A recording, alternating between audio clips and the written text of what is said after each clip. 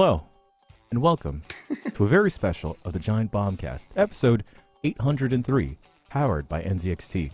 This is God's favorite podcast and continues to be God's favorite podcast.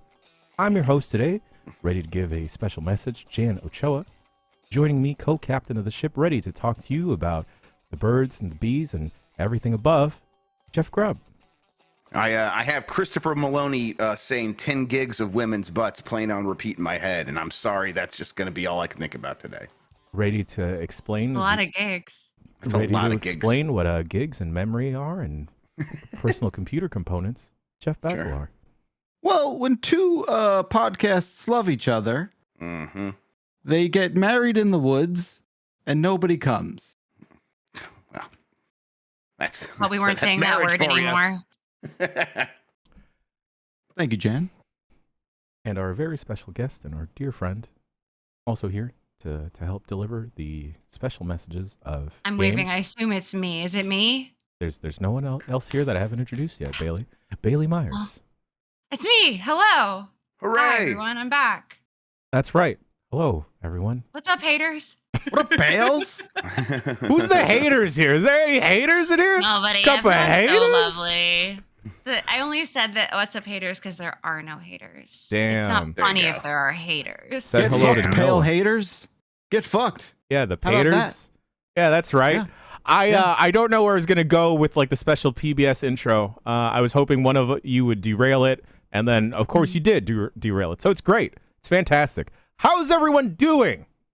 I lied when you said earlier, I hope everybody's ready. I don't feel ready for this podcast. I don't feel ready at all. It's okay. You put news in. That's enough. I did my job. Like, yeah, for sure. It's But, all right. beyond It's that, all right. I'm looking at the time. We got space to vamp real quick, you know, and then we'll talk Yeah. about games for a bit. You know, this is where we vamp for a bit. No, I did, I want to vamp. I'm happy to vamp. I need help. I need help is what I do. Oh, okay. Need. What's wrong? So, I'm going away for a little while. Going on vacation. What? Yeah, I'm leaving. What? Leaving town. Wow. I'm leaving That's on a jet exciting. plane. Yeah. Brag. Not telling you where I'm going, but I'm leaving. Bailey, and you're now in charge of Giant Bomb. That's right. Yes. I'll send you the sword you have to carry with you. The sentence, scepter. just like the fortune teller told me it would be. Yep. She was that's like right. really specific, and I was like, that seems improbable. And she's like, no, it's going to happen. Trust me, Yep. there will be a jet plane. And it's a long trip. I'll be gone for a while. And I'm just it's kind of a mess with packing. Like, I don't know what to do, really. I tell myself I'm going to pack like 4 days in advance, and it's less than that now till we leave. And I haven't really done anything. I have like 7 lists in 8 rooms of my house, and I'm not like, what? I just forgot. I forgot how to travel. I forgot what to do. I'm a grown man with little boy problems, and I don't know what to You do. just do And what I I need do help. and just, go through your day, and as you're like doing the stuff for your normal day, be like, oh, do I need to bring this? Yes, no. And then definitely forget a couple of important things and buy it when you get there. Nope, where I'm going, you can't buy anything. And you just have it. He is going to jail. Yeah. Well, there's a That's right. commissary. You can buy stuff. Yeah. You can The barter. exchange rate's shit. Yo, but people stream still from prison. You could do that. You could still be on this show. People Yeah. stream from prison, yeah. Oh yeah, big on Impressive. TikTok. That's cool, I guess. I can barely Um, stream from my house. That's really amazing. Yeah, it's good stuff. The Yeah, power of I just, LTE, like- baby. like I said, gonna be gone for a while. I want like a good like content streaming thing, and I'm like, do I just bring my Roku? Like, do I bring a Chromecast? Do I bring just an iPad with like an HDMI adapter? And then it's like, well, I might be on like hotel Wi-Fi for a little bit, then like Airbnb Wi-Fi for a little bit, and it's like, there's all that. Then it's like, how many keyboards do I bring? No keyboards. However 7 many days you're keyboards. going, one for each day. And then just one extra just in case. And then Yeah. it's like, how many different variety of In case you have an switches, Uh-huh. right? Do I bring? Hey, It's just Backlar, have you a thought about lot, you clothes to bring? You know? No, that I'll buy in jail. Okay. I'll buy. Yeah, I do think they provide those for you there, actually. I think Yeah. that's one you're clear on. Yeah, it's gonna be fun. SPF is a relevant topic. I'll be bringing more than any human could possibly need.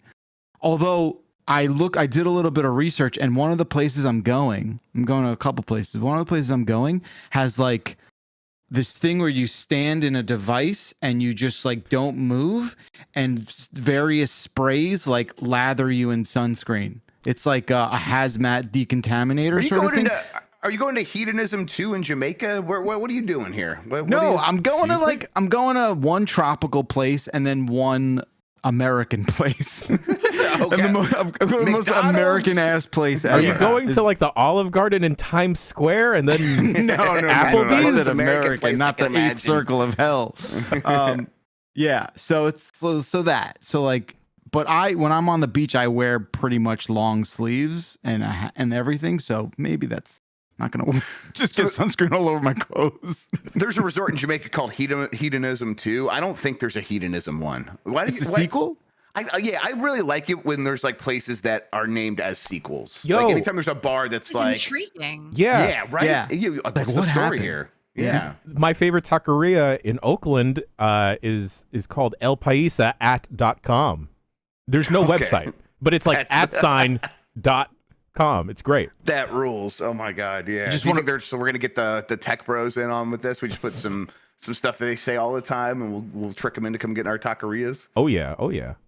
I just want to put it out there because I saw it in the YouTube chat there. I am not going on a fucking cruise. I am not a psychopath.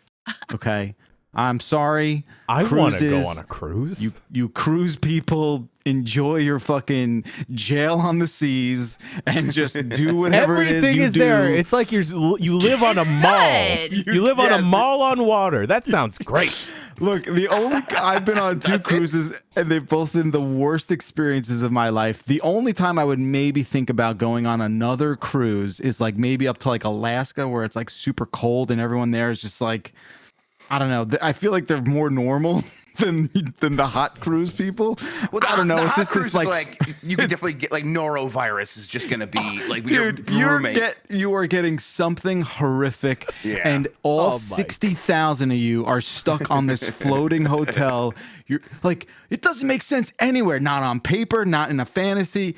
It's insane. It's insane. It sucks. Thank you. Everyone in chat agrees. I'm glad that there's a unanimous feeling about cruises. You're in pulling the Giant Bomb audience. You're pulling a Dan by gaslighting the audio listeners, right? By like, Dude, I'm sorry. Cruise hate is like the safest gaslighting you can do because it is not like a 50-50. It is like a 90-10 in favor of hating on cruises because they're so insane. We're all gonna I go on a went on a cruise. Disney cruise in March.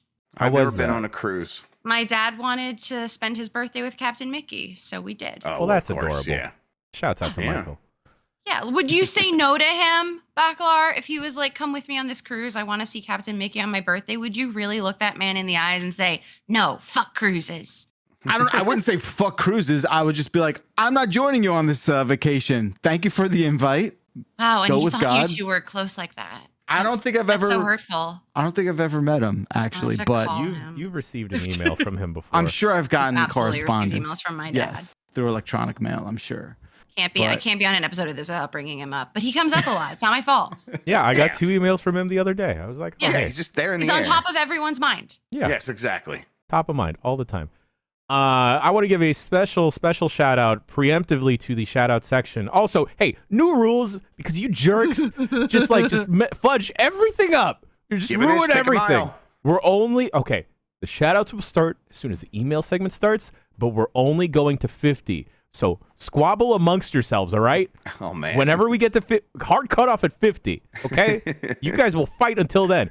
But It's gonna be anyway, a brawl in there. Hell Like, yes, yes. as you're reading it, there's gonna be a brawl to be the top 50.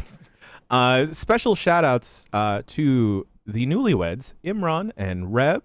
Lovely wedding. What a great wedding. Video Congratulations to gaming's y'all. a king and a prom king and queen. Absolutely. Yes. Congratulations to them both. How do we feel about anyone else got some random jazz to talk about or get off their chests? You want the cruise poll report? Oh, all right, sure. Oh yeah, I do kind of. What did they say? 43 to 15. Okay. Oh, yeah, okay. Overwhelming. That What a sounds right. goddamn Yeah. landslide. What a goddamn landslide. Okay. How many You know people what a landslide is? Yeah, that's considered a landslide for sure. I don't. Yeah, because more than twice as either. Okay, how many It's like people 4 have to been 1. on cruises that voted on this? Is what I'd be because I mean Yeah. to me it's like the idea of going on a cruise is like maybe like 20% of people ever go on a cruise. I've never been on one. Grub. Go. No, I don't want to. I don't. Well, yeah, of course. 'cause Oh, you're a we're smart gonna man. go on a There's- cruise. Well, I don't want to go on a tropical cruise. I would go on like one of those So fun. retirement cruises, like along the Seine in Europe or something. I would do that. Like that goes to all the different cities in Europe. I might hit that. Oh, the I would river. go on. I would go Yeah. on a very small, like Giant Bomb booze cruise. Yeah. Yeah. I would do that. That's going to be nothing but diseases, actually. So I would be very Oh, careful. it's of that really one. open, and there's no like lodges, no like mess hall. You'll be fine. You think we could There's no convince people to do that bathrooms. though? A large raft. Yeah. You think we with a could series convince of people? fans. All right. You Wait, know, I'm as someone sorry, that Jan. doesn't know how to swim, I would have to be wearing a life jacket at all times. Okay. I mean, I feel like the odds of you I- going overboard are slim, but if you want to feel Yeah, safe, that's but fine. also, how many life jackets could we put on, Jan? Is a question I think we should probably answer. Oh, all of a sudden, cruising back on the table. I think we can get 50 on them. I think we get 50 life jackets on. 50 life That's a lot. ones, maybe. Are we talking no, like I worn know. properly or just like hung Just wherever? everywhere, it'll go? anywhere. Okay, if it's yeah. on him and in any way it counts, I think we get 50 on there. He'd just I be a think- ball of safety. I think it depends whether or not he still has his hair. Sure, of course, yes. Okay. Yeah, Oh with, my with the God. hair, it's All like right. 49. Okay. He's Well, less buoyant. He's less buoyant. Let's talk about games. Okay. Why, what's wrong, Jan? Quick Zelda check is why. Oh, If you Are missed we it still last playing week. that? Yes, Hell I'm yeah. still playing it. I'll be playing it on a plane soon. Quick Zelda check for folks. If you missed it last week, I made an unwise decision to make a large declarative statement on a podcast that gets listened to by at least 24 people. You know what you did. I made a bet You know- that if I do not finish Tears of the Kingdom by the beginning of the Saturday panel at PAX, This guy. I would shave my head at the What were you panel. expecting? What do you expect? What are you Hey, doing? you know, I got the hard thing out of the way. I recorded that yesterday with Grub. That's out of the way. yes, you got the big work thing done, so you could like get back into it. But where are you at in Zelda? Have you gone back to play Zelda? Oh, yes. I was playing last night, and then I finally got the last tower that I didn't get. Did I do any of the mainline story stuff? No. I just kept running around. What is it saying? Hey, go check out what's going on with Zelda at the castle. Oh, no, it doesn't say that anymore. I'm past that. I'm Oh, like, you did oh, that. Oh, yeah, thank yeah, God. no worries. Okay, no well then worries. you're good. You're Yeah. good because if you like, I mean, you got to do the big thing, but other than that, you'll crush it. You'll be done soon. Yeah, I'm not. What worried if about shaving it. your head gives you like some sort of cool fucking superpower or something? What would that Because Professor it's happening. X. That's how It's he got his happening. powers. Yes, Yeah. yes. And are James you doing- McAvoy.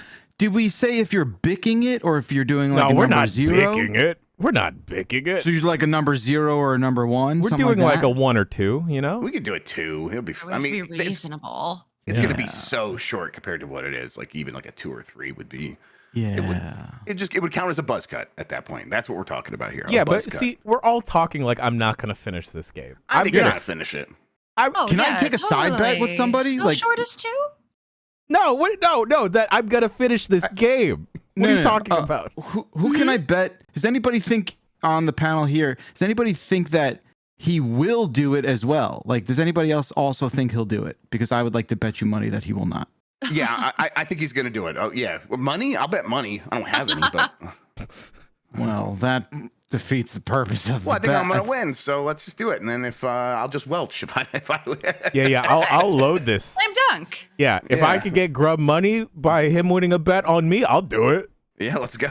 Realistically, like, how many hours are you from finishing? You know, a good 100 probably.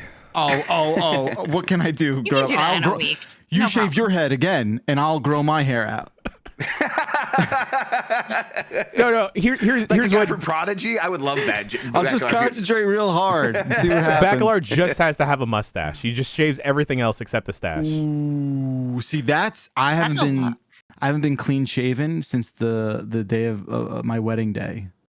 Mm. So like 11 This will years. be the second happiest day of your life. That's pretty fucked up, I think. That's a fucked up bet. That's more fucked up than your bet, Jan. I just gotta say.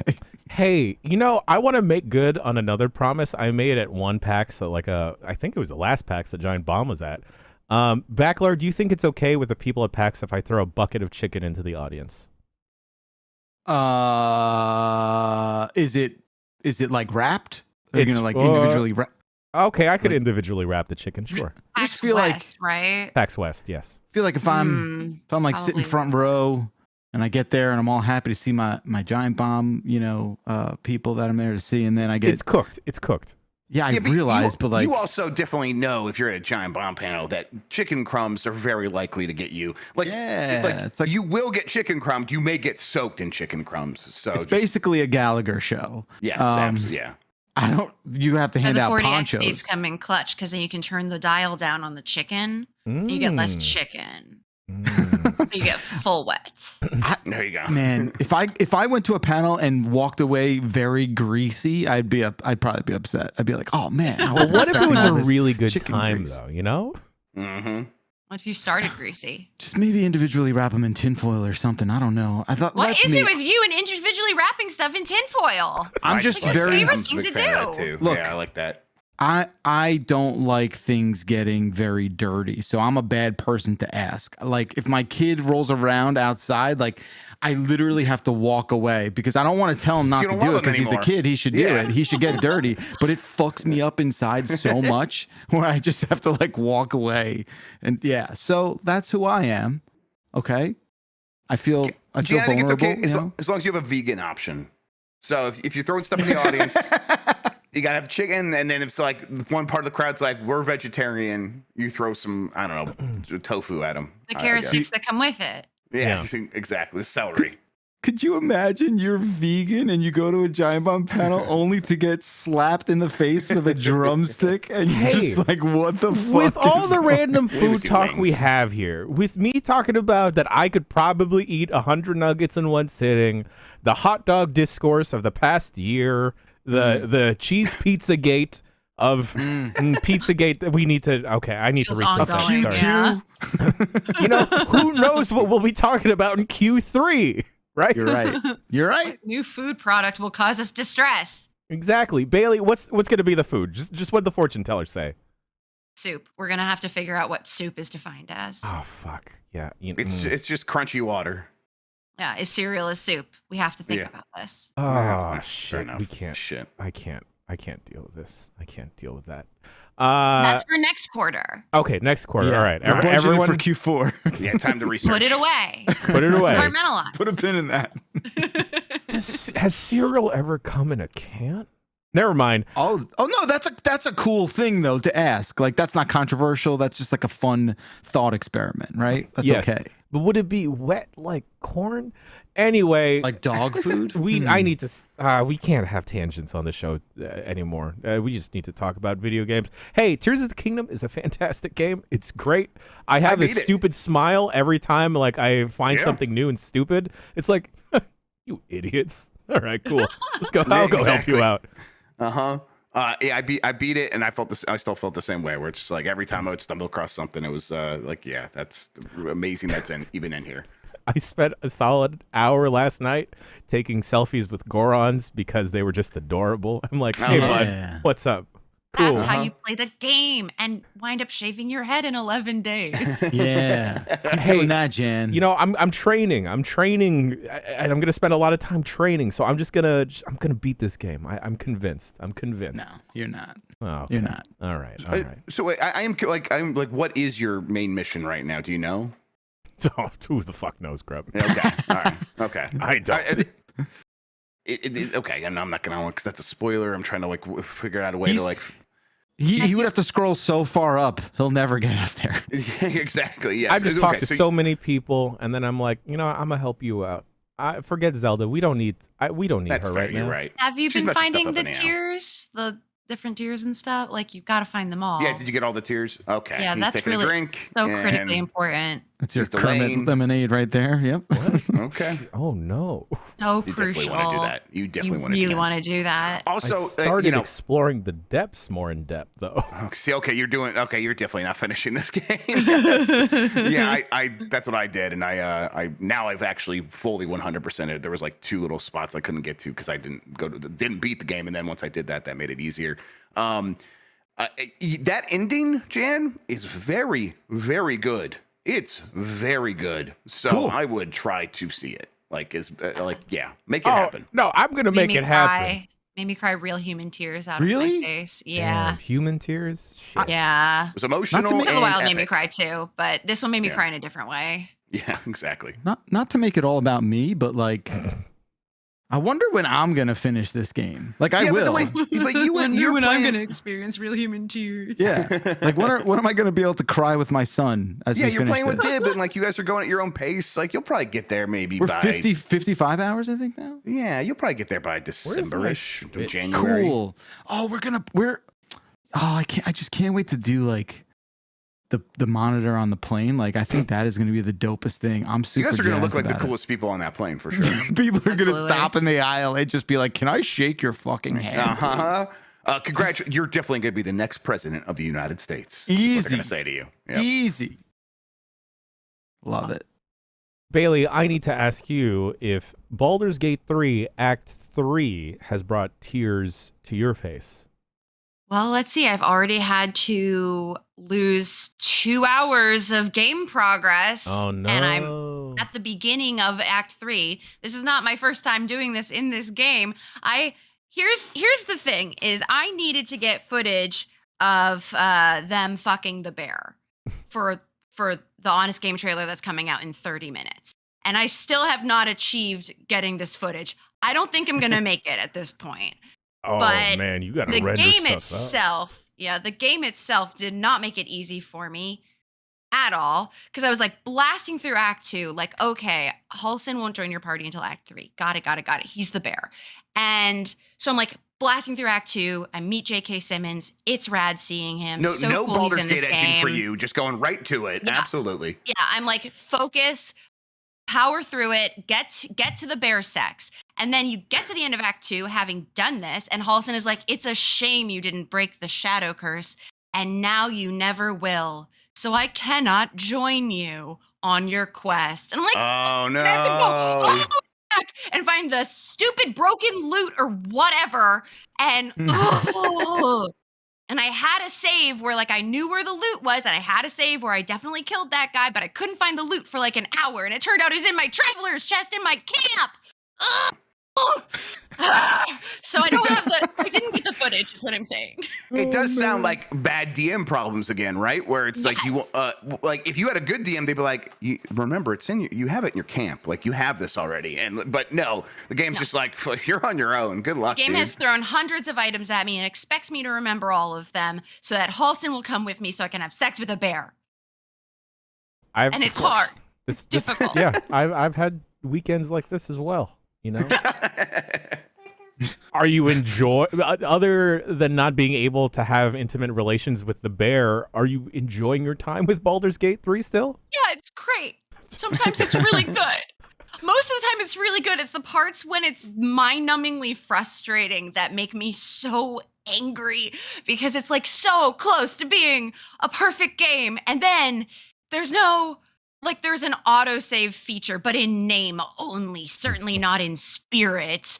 And like, the times I've had to just undo 3 hours because I missed one item that I can never get back because I want to have sex with Halsin in the game. So the bear sex is the one thing that seems like you're definitely doing the save scumming for. I am trying so hard. Of course. Bear sex. Like, you're just doing your job here. Like, you're just doing your I'm a due diligence. professional. Yes, of course. But are there other situations where you are doing save scumming because you're like, oh, this isn't the perfect run, or I was trying to get this thing for a very long time and I screwed one thing up and now I won't be able to get it? Or is it just the bear sex? I mostly try to avoid save scumming, but goddamn, in this game it is hard not to do. No, yeah, because, of course. Like, my character is a rogue. Her whole thing is, the big guys do the fighting, and then she sneaks in and undoes all the traps and like unlocks all the locks. And she broke her last lockpick on a really important door with a critical failure. The millionth I'd seen that day. And I went, you know what? Not today. And I went back. So I gave up.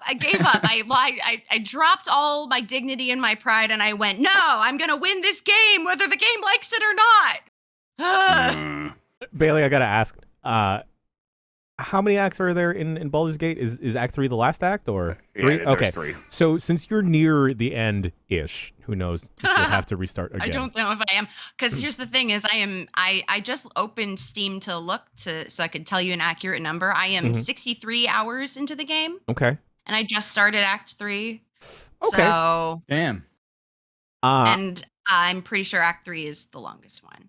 Since it's the Okay. one that's in the titular gate of Baldur. Oh, Baldur's titular Yeah. gate. Yes. Oh, Baldur's. Are you at all tempted to, once you complete the game, start a whole new character and go on the ride all over again? Yeah, absolutely. 100%. Wow, really? Huh. Yeah, I think that there is no way to play this game the same way twice, especially if you just go with a different character class. And my goal for the next one is to make a little stinker. Like my girl currently is very like neutral good is sort of the way she's been like making all her choices, because I want Halsin to fall in love with me. But if I want to get a Astarion, I have to be a little bit of a stinker. Yeah. So we're gonna go back. I'm gonna be a stinker and maybe a spellcaster. Astarion doesn't go for any goody two shoes. Like you No, got no, you gotta show that no. you're down to Down DTF. to literally clown. Yes, exactly. There you go. Yes, run with the hatchet. Big Astarion, big ICP fan, definitely. Oh, I could see it. absolutely. 100%. Loves Fago. Yeah. Washes that silver hair in Fago. Jen, we played more on Friday, and I had a really good time. Yes. That game is fun. There's a lot. Like, I want to spend more time with it. I'm playing like 5 other things, and most of them we can't talk about yet. And so I'm not trying to tease. It's just kind of explain the situation a little bit. But I'm like, after that Friday session that we played for UPF, I'm like, definitely going to make some time for this game after some of these review games get out of the way. Yeah. So yeah, it was just like, it was cool to be like, okay, somehow I'm waiting around for my turn, and you like that would be the big reason I would think multiplayer wouldn't work with a turn-based RPG like this. And yet it was fun to watch you guys come up with ideas and have time to like think about what I was going to do and not just like buffoon it like I normally do in those situations. Right. It's like, oh no, I'm going to go. I have a bow and arrow. I'm kind of a rogue. I can sneak around and get up high and have some advantage there. And it was like, once that stuff started falling into place for me, it's like I could see how the combat itself very fun, and then all of the wacky stuff that can happen in between. I was beginning to get the hang of it. Like I kept I want to go see the thing, even though they told me if you like step up to this thing, bad things will happen. I'm like, well, I just want to get a little bit closer. It's like, nope, you can't do that. Every time it went really bad, it would either start a fight or we'd end up killing a baby. An owlbear baby, to be clear. But Killed it. I haven't even seen an owlbear. Oh, yeah, we went in the cave. saw Not it. even a one. So we went in the cave and we found an owlbear, and for some reason I took a potion to talk to the thing. Yeah, sure, obviously. Right, but then I stepped up close after she warned me away, and she's like, "No, initiative, we're fighting." And I'm like, well, I guess we got to fight our way out. I'm going to target this baby, and I kill the baby. And then the mama owlbear screams in English, "What did you do?" And I've never felt more terrible about anything in my entire life. Yeah, there's like a lot to unpack there. Yeah, it was messed up. But I'm like, man, I'm glad that game, 1, like makes this possible, and 2, accounts for like those emotions from the owlbear. So yeah, there's something going on there that I definitely want to dig deeper into. Played the game for 3 minutes and did a war crime immediately. Yes, exactly. That's just who I am, man. I tell you. Yeah, I'm also compelled to play more of it, but again, caught up in the review code season of big titles, and I feel like I only want to play that game with people because for some reason it lowers the stakes versus Sure. having to devote so much time, like hearing Bailey say that she lost 2-3 hours, just like, oh shit, I lose 2-3 hours in my regular life. Like, I can't do that in a game. But like just goofing around with y'all was fun. But man, I can't imagine trying to wrangle a group of friends outside of work hours for a stream to, hey, can you play Baldur's Gate 3 with me, please? I play Baldur's Gate with you. I haven't gotten to play it multiplayer with anyone. I've had to just babysit 3 NPCs at a time. I think we'll do one more stream of that. I think probably eventually. You'll have to decide if you want to take over Dorf on Golf, which is Dan's character, or who's the other one? Because you're Block Lesnar. I'm Block Lesnar. I think did Tam? Oh, you take over, or you could take over Tam's character. which is Okay, we'll make this decision offline. It seems Okay. really important. Something Yeah, I don't want someone to watch me process through.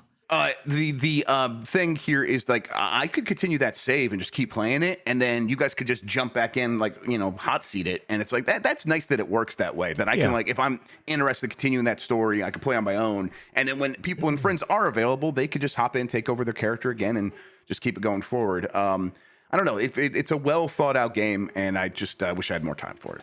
We'll get there. We'll eventually get there. Maybe when Call of Duty comes out and I don't play that, I'll just play this instead. Something that the day has got there, because Grub, you've been playing it, and I forgot this came out completely. You've been playing Bomb Rush Cyberfunk. Yeah, so I was never much of a jet set radio guy. I was too busy playing Tony Hawk, and like Tony Hawk fit with like the kind of way I wanted to play those kinds of games. But I was always like, I always admired it from a distance. But like, I like the way it looks, I like its style, I like the music, and then I would like try it here or there and be like, it's not clicking with me. I don't necessarily think I like the way it plays. This game has the look, the style, the music, and I think I like the way it plays and feels. A big part of that is they just really make the act of doing cool tricks and keeping combos going pretty simple. It's pretty easy to do. So the difficulty comes from like looking around the world and spotting these places to actually perform these long tricks. And usually they will provide like markers, like literal markers, like places where you could do graffiti, a big part of Jet Set Radio, a big part of this game. And then they'll also provide like little pickups here and there that'll kind of say, hey, go in this direction, and you'll see maybe a path to pull off these neat combos. And once I was able to like start putting together really long combos where it's like I am grinding, and then I'm going into a manual, and then I'm wall riding, and I'm doing a double jump and a dash into another grind on a wall, and then I'm coming down, and I'm like landing a trick there. It's like, okay, that was pretty cool, and there's a lot of stuff. It's pretty similar to Tony Hawk, where it's like the combo pickup, where it's like you got to get COMBO in one combo. They have stuff like that, and it's like that's what I come to these games for. Just challenge me to do a couple of cool things, pull off some cool maneuvers, and make me feel gnarly, I guess, or whatever. And this game is definitely hitting that stuff. It also, I think, the story is relatively good. You play as a character who gets decapitated in the first like couple of minutes of the game. The guy, this like evil DJ throws a vinyl record at you. All DJs are evil. Yes, of course. And well, this one is special. I think this is King Evil DJ, and he throws a vinyl record at you, like, you know, like a frisbee, and it just swoops in and catches your neck, and your head pops off. And it's like, what the hell is going on? Been And there. then, That of course, happened to me last time I played Frisbee. right, which is why It's really your head gets embarrassing. replaced with a robot head like this character, and then you just keep going, and now you're like, oh, we're gonna go, we got to find your head, things like that. And it's like, it sounds absurd, but they're just like, you know, the first group of characters that you run into are called the Franks, and they're like these pieced together monsters like Frankensteins. They play basketball, and every time you talk to them, they're doing a dance to the music, and it's like that's Love what this that. game is. It's all vibes. It's all about good feelings, and I'm actually pretty impressed with it. I'm having a pretty good time with it. Yeah, I tried playing it was either Jet Grind Radio or Jet Set Grind Future Boys. Yeah, Radio Future, yeah, something Whatever like that, it's called. And I could just never get the feel of it, but hearing that it feels slightly different, but the vibes are still there. Yeah. There's no time to play this game though, Grub. I like so many of the games I'm playing that are coming up in the next couple of weeks. I can't play on my handheld computers or stuff for one reason or another. So it's like, this is the game I put on the Roger Ally, and I've been playing on there, and it works. Of course, it works really well on there. I will say the game doesn't always make it clear what you're supposed to be doing. Sure.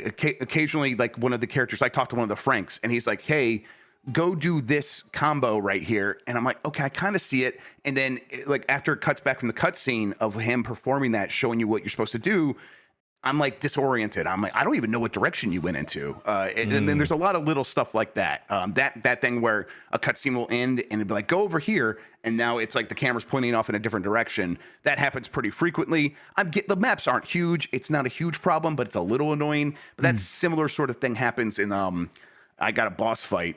And I just, for like 5 minutes, I'm skating around. Like, am I just supposed to be avoiding these attacks? Because there's no obvious like attack button. And it turned out I'm supposed to kind of like double jump and just like kind of ram my body into the boss. And it's like, that doesn't feel great. And that wasn't obvious. And eventually I figured it out, and I just had to do that repeatedly. And it's like, it's not as obvious as like, oh, I have a spray paint, just spray paint the enemies. You can do that to some, like the cops, that works, but some of these bosses, it's like, no, just run into them. And it's like, okay, not everything here feels like super polished or super like well thought out to be conveyed to the player. But as soon as I got back into the world, I was having a good time just skating around and doing cool stuff. Also, you get rollerblades. I think you also get a skateboard, and like the bad guys are on bikes. So it's not all just rollerblading. If anyone has an aversion to that, which we should all be over, rollerblading's great. Yeah, I was going to say, I think the pandemic did wonders for rollerblading, roller skating PR. Yeah, I think it's back. It sold itself, did it not? Barbie picked up the slack on the rest. Yeah. So. Yes, there we go. I got to play this. Yeah. I think you would like it. Ah, man. You know, I noticed the children are getting back into BMX bikes. It's fun seeing the pegs out there. Just children, like three kids a bike, just front pegs, back pegs, just hooting and hollering. Yeah. That's what BMXing is all about, hooting and hollering. I did see that the other day when I was in Chicago. Friends you peg along the way. Yeah. You know, as soon as I said the word pegs, pegs and it came out of my mouth, I knew somehow we were going to get there, and no one disappointed me. It was unavoidable. I can't even think of a segue. On Garde is a game that I've been playing. It's also what you say when you're about to peg somebody. And we're going to break. Well, I set that one up. I set that one up. You walked right into that one, Jim. That'd be really funny if someone did that, though. Man, okay. Grub made himself cry. To be clear, that he's laughing. 2 weeks in a row, too. He's I'm so feeling dumb. his joke. He popped himself, dude. He popped himself. He popped himself. Oh man, I'm so goddamn stupid. No, hey, that's why we love you. You're not stupid. Thank you. It's okay. That's all right. Well, On Garde. If folks checked out the Steam Next Fest, was it a UPF or was it a just miscellaneous stream that we did a couple weeks ago? We did a UPF where we did the Next Fest catch up. That sounds right. Right. This was one of the games that we played, and it is a fun. This reminds me of like PS2 games in terms of the aesthetics and the vibe of it because of the color palette. It kind of makes me think of The Road to El Dorado. In terms of like color palette and just how the character designs are. I don't know why The Road to El Dorado specifically. Yo, shouts out to Chell. Am I right? Anyway, but it is what I think sword fighting should be in video games, like specifically like dueling sword fighting should be, because this game heavily relies on parrying and dodging at the right time, and it isn't in a very brutal way like how Sekiro or some of the Souls games will be, where there's a giant, as far as I know, a giant monster or a bunch of snakes just attacking you with a big ass sword. It's just a bunch of dudes just dueling you, and use the mouse buttons and then the keyboard to properly parry or like sidestep out of the way. And it's very satisfying in how you get through it. I think the Steam Next Fest demo, I don't know if there's a demo out on the Steam store, but pretty much. Usually once they post those, they usually come back for when the game's out, but I'll check. Right. But if you're at all curious, check out that portion of the Steam Next Fest UPF. Maybe we'll try and get a quick look in the can. But I really enjoy it. The mobility is really nice, and how they handle the combat. You're not in an open world roaming around, or you're kind of like in lanes, just roaming through the specific encounters. And it feels really good. Like I thought I should switch it over to a controller, but then it just felt better with a mouse and keyboard. That's interesting. Yeah. Huh. Are you more used to mouse and keyboard, or are you more of a gamepad kind of guy? More of a gamepad type of fella. Oh, interesting then. But with WASD here, it just feels like it fits better with the combat style. Like it feels like it was designed this way. I could be completely wrong. What this actually made me think about in how the combat feels sometimes is if you've ever played Wii Sports Resort. with yeah, what is it called? The sword fighting, the baton fighting there. Fencing. The fencing, sure. Yeah. It feels a lot like fencing. Well, it's called On Guard. Wow, like you could be on guard like about some jazz and stuff. But I really enjoy bowling. Yeah, it also reminds me of bowling. Because you're just trying to get a hole-in-one, a bowling term. We're on the green now. Sports. But I really enjoy it. I haven't spent too much time with it. It gets challenging very, very quickly, but maybe just because I'm a scrub at video games. It seems like the kind of game that would ramp up quickly to me, though, because I think the whole if you're doing one thing and that one thing is sword combat, how do you keep that? I mean, I'm sure they can introduce a lot of fun stuff, but I think the way you actually make that game stay interesting is like actually introduce a skill increase over time, like have an actual skill ramp. And so, yeah, that sounds promising in a lot of ways. I always liked the way it looked, and I like how big are like the parry windows and things like that. Like it's probably relatively big compared to a From game, but are they still relatively tight at the same time?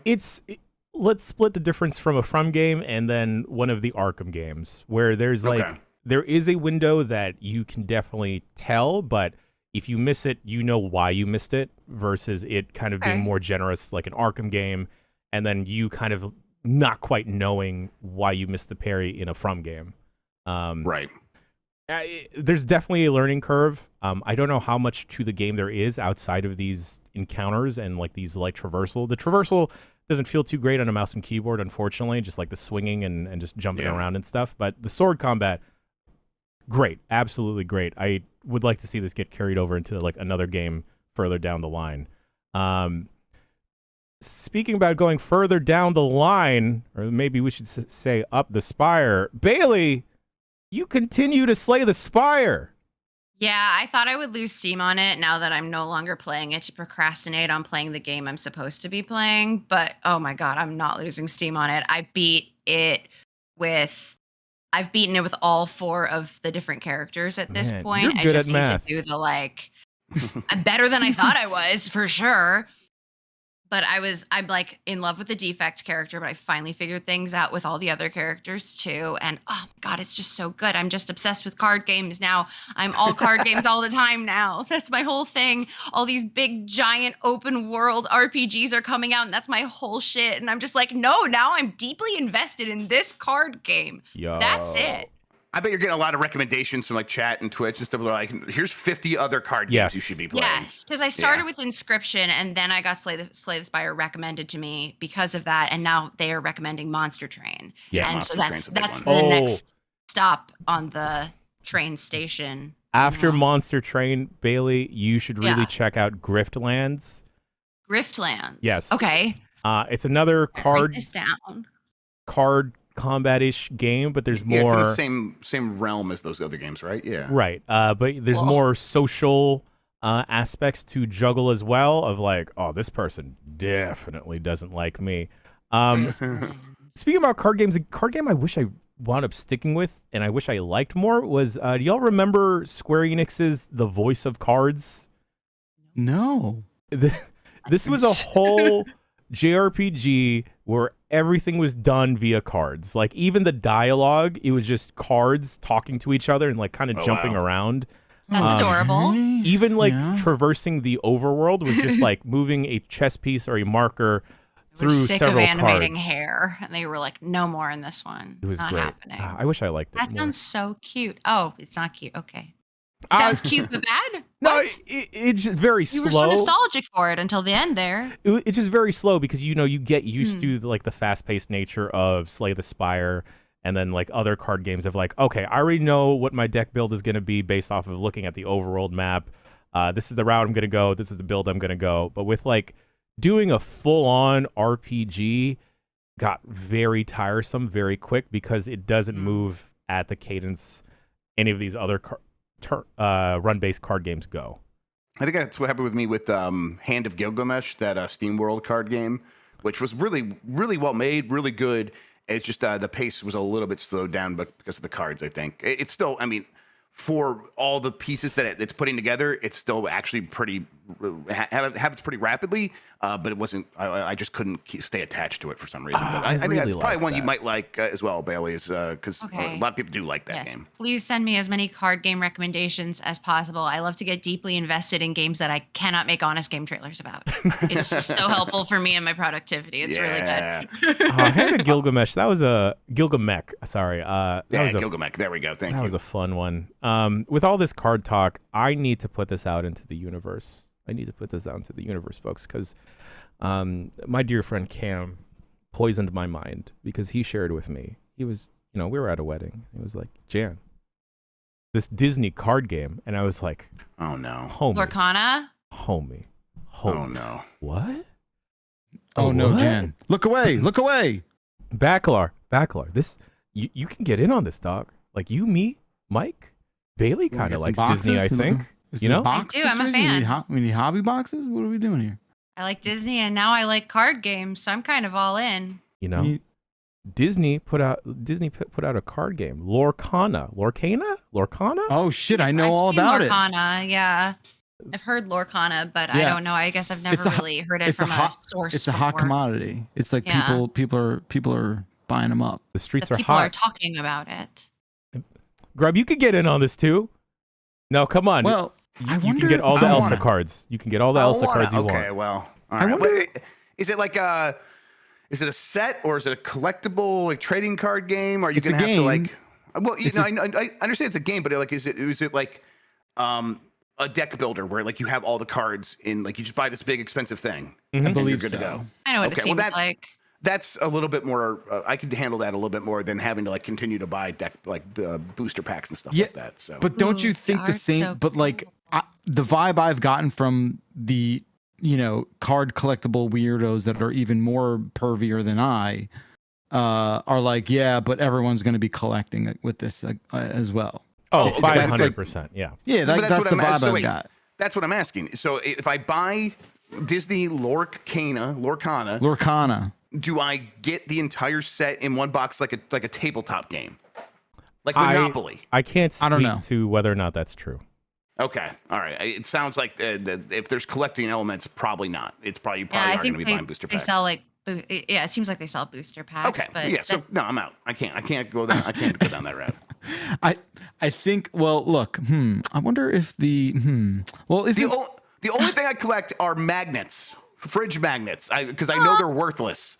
Look, you're magnets too, Josh. Whenever I go somewhere, I go to like the aquarium, Shed Aquarium. Well, I'll get a magnet because they're cheap and it's a memento, and it won't be worth anything. And the aquarium ones look like fish a lot, so they're fun. Exactly. Yes, I got a seahorsey one. And I got one that's like a boat. From San Diego. Those are fun. I like those a lot, definitely.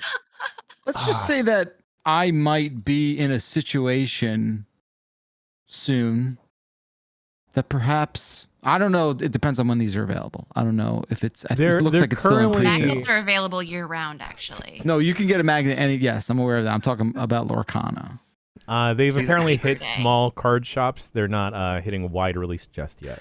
You think they're like at the source? Yeah, you got to go to a card shop. Are you cavorting with a mouse? Is this what you're suggesting? Oh no!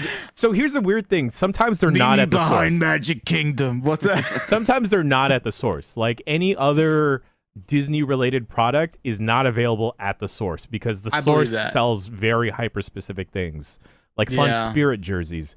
Oh, Bacalar, you and the fam got to get a Spirit jersey, I don't know what that is, but I'll look it up. Oh, well. They'll sell them on the cruise when you're there. Just ask Captain Mickey. He'll tell you where you can buy them. Oh God. Okay, keep going. Tell me more. But man, I'm looking at this Mickey Mouse, the brave little tailor card. Look at this little guy. He's got big scissors and everything. What are you gonna hem?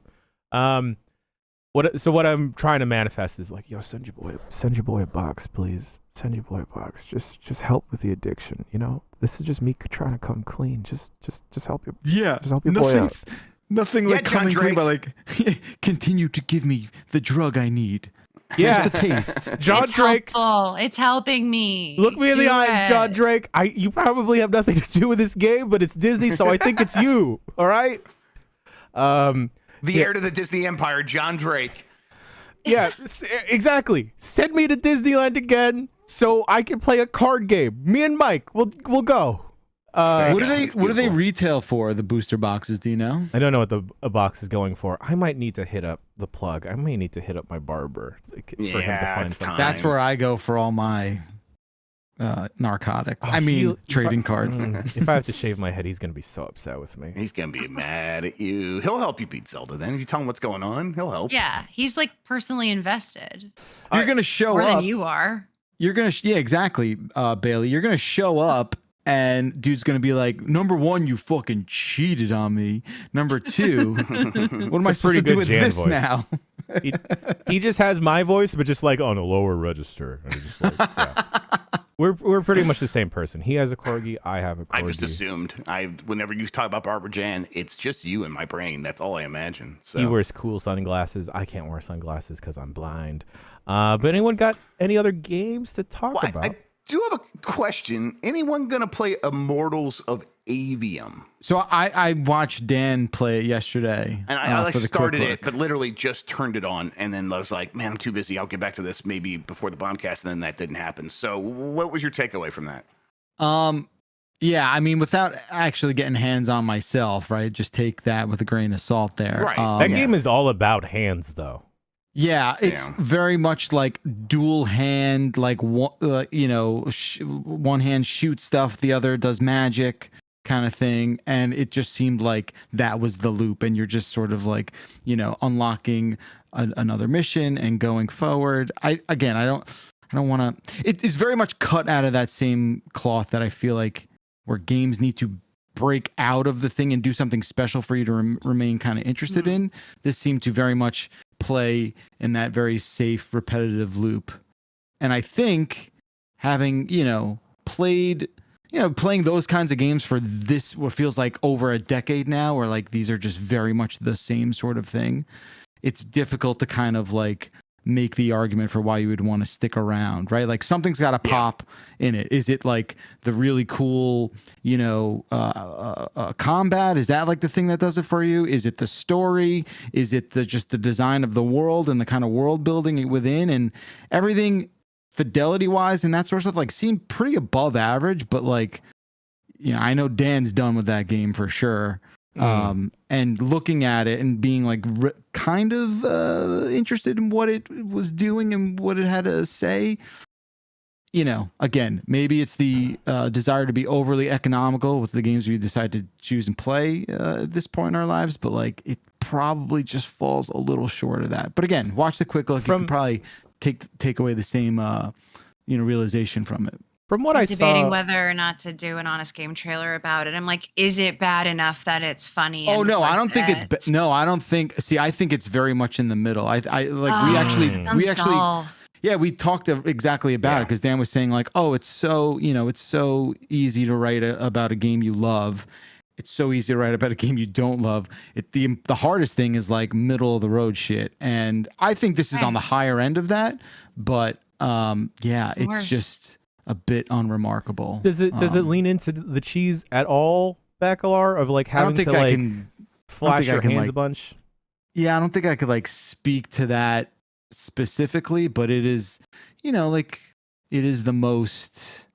I mean, I think in all the previews and stuff, that game looked interesting enough for me to sort of be like, well, I just want to see what that looks like, and I just want to like know exactly how that goes. You just want to get its thing. You want to just get acquainted with it, like because like you said, like economic with our time. A lot of games you could play for 3 hours and be like, I get it, and move on. Totally. So, I might do that with Immortals. I think that's going to be the case for a lot of people. I think we also said like, hey, this is like a prime, like wait till it's on sale thing if you are super intrigued. If you're not one of the first people who have to play this thing, feels like it'll possibly. You could probably play the first couple hours on Game Pass, right? Because it's EA Play. Usually they have like the game previews, so you can like just download it and play it for a couple hours before that timer runs up. That could be wrong. Maybe that doesn't apply to every game anymore. It used to. So maybe I'll do that. We'll see. A lot of the packaging, like the menu packaging, like looked a lot like God of War. And I do think there are aesthetic similarities here and there. It's first person though, so it's like, obviously not that kind of action game. But yeah, it's just, the half a dozen things that are going to be in there were like, oh, you get warped to a combat arena where you have to like take out waves of things. We'll get to an area where you have to like, solve a quick and dirty little puzzle. I just think there's a lot of stuff that everyone's kind of seen before there. I think that I said this during the quick, like it looks cool as hell. Like there's cool sort of ideas. It looks expensive in the when I saw the FMVs or the cinematics, they look really like they put a lot of money into those. Yeah, for sure. Like there's polish there. There's oodles of polish. Yeah, right? I was gonna say it felt disingenuous to call it a B game or trying to categorize it there because it has more budget than your prototypical B game. 100%. I think, unfortunately, also the name of the game just makes me feel like it's going to get lost in the ether almost immediately because Immortals of Avium gives me the same vibe that Valerian and the City of 1,000 Planets gave me. Just a little too up its own ass fantasy. Like just call it Avium, like or like just do something. Yeah, I'm with you there for sure. Right. I don't know. It's a bad name. Yes. The other one that I'm curious about that I haven't had time and I feel bad about, I wish I could have talked about it on this Bombcast, is Jump Light Odyssey. Oh. This is the spaceship management sim where, kind of like it's similar in a lot of ways to FTL, it seems, where like you're managing a ship. But in this one, it's much more, it's like FTL meets The Sims. Like there's a lot of people on your ship walking around and they're doing jobs. And it looks really promising. It's in early access. It came out yesterday. It seems like it's doing really well in terms of like user reviews on Steam, and I really like the way it looks. I love FTL. So if it's like this is another spin on that, count me in. It's like Star Trek, the Star Trek management sim. If like you ever wanted one of those, it feels like this is actually doing that. So I'm gonna give this a try. Probably now that I played enough Bomb Rush to talk about, I'm like I'll try this next and see which one I want to keep going on with. Ooh, while we're talking about games that we haven't devoted too much time to, a game that I've had my eye on for a long time is finally out. It's a tactics game called Cantata. I don't know how to pronounce anything, folks. Cantata. It's a tactics game. Word is cantata, so I think you were right the first time. Très magnifique. It's a tactics game in not quite like a pixel style. I'm not sure how to describe it here, but it's a tactics game, and your boy loves tactics. This game arguably almost has too many tiles, and it has a bunch of systems. Impossible. Maybe the art looks so cool. It does. It looks really good. In trailers, it looks very different. This in-game cinematics. It does seem kind of difficult from the early access demo I played. But who knows what it's like now? It's giving me like intentionally low res Hades vibes from these like screenshots I'm looking at, where it's just like a sexy pixel man standing in front of a bunch of sexy pixels. There we go. That's kind of what it looks like to me. I mean, it looks like a totally different game entirely, but vibe-wise from the screenshots, I'm already in. All right. I'm looking into this. This looks okay. Yeah. This looks really good. This seems like a perfect game to play on a Steam Deck if someone wasn't locked into playing Tears of the Kingdom for the rest of their life in the next 11 days. Last thing on the dock here, it says talking about the current state of Roblox. So I just want to like chime in on that. I know we've like, obviously we all know how we collectively feel about Roblox. Backler, real quick. So I was going through old episodes of the Bombcast and like uploading them, making sure they're. Why's that? Why are you doing that? Because we're going and adding markers because of some new business talk. Like, I was kidding around. I was explaining that as well. I was explaining that to the folks at home. Like if they've noticed some stuff, some funky business with their podcast feeds. If stuff isn't loading properly, unsubscribe, resubscribe to God's favorite podcast. And then episode 770, you were talking about Dib and his Roblox problem. And this has been an ongoing saga. Is Dib still having trouble with Roblox? I mean, he's not having trouble. Like anyone who plays Roblox is having trouble with Roblox. I think a crisis. I just think like I pulled a little bit at the thread of the sweater with these like 20, 30 something YouTubers who like have a piece of the development of Roblox games and then use their popularity to like feed the beast and get like the, under 13-year-olds who make up the majority of their audience to just, fucking pump into the microtransaction hellscape of it all, right? So like, love that. And like, look, like on its face, you're like, all right, well, that's okay to a very like certain point, but it's not at all. And in reality, I think like, I know Patrick's been actually doing reporting on it with his newsletter. You should check it out because it really does like crossplay. I think it's called crossplay. Yeah, and I think it's great for people who just like want to cut through the bullshit of like when you search for a thing you want to have information about, right? You're like, is Roblox good for my kids? You're just first thing you're gonna hit is like all the SEO bullshit that like gamed the algo to like show up first, and any of the real information. Patrick helps you cut through that bullshit. So shout out to Patrick. He's done reporting on this, and like these streamers, right? They like change the name of their Roblox games as well. So there's this like deceptive, not a bait and switch, but like there is this sort of like rejuggling and reshuffling of the loop. So like some people, I imagine, feel like they need to then support this new game that looks similar to the old game. And again, like it's all being done by the same developer / publisher within Roblox, right? Like, because there's all these, now that Roblox is what it is, there's like all these developer teams and houses that put out a dozen of these games that are just marginally different from one to the next. It just feels so nefarious and so icky. Like, you try and, like I look at Candy Crush and I'm like, wow, a bastion of like normalcy, even though it's just a casino with like, fucking pay to, what's it called? Pay to like grind or whatever, right? Yeah, so yeah. You know what it reminds me of? What you just described. It reminds me of TikTok, where it's like, TikTok creators will do like the same video basically over and over, slight changes to change an outfit. And eventually one of them will catch the algorithm. And it's like, they're just waiting for that. And it's like, I'm like, I don't know if I hold that against creators. Like that's the system that they're existing in. And so they're trying to manipulate that. But I mean, there's not much you can do. We don't have a say in how the system works. So it's like, this is the result. And I don't know if that's good creativity. It doesn't necessarily feel that way.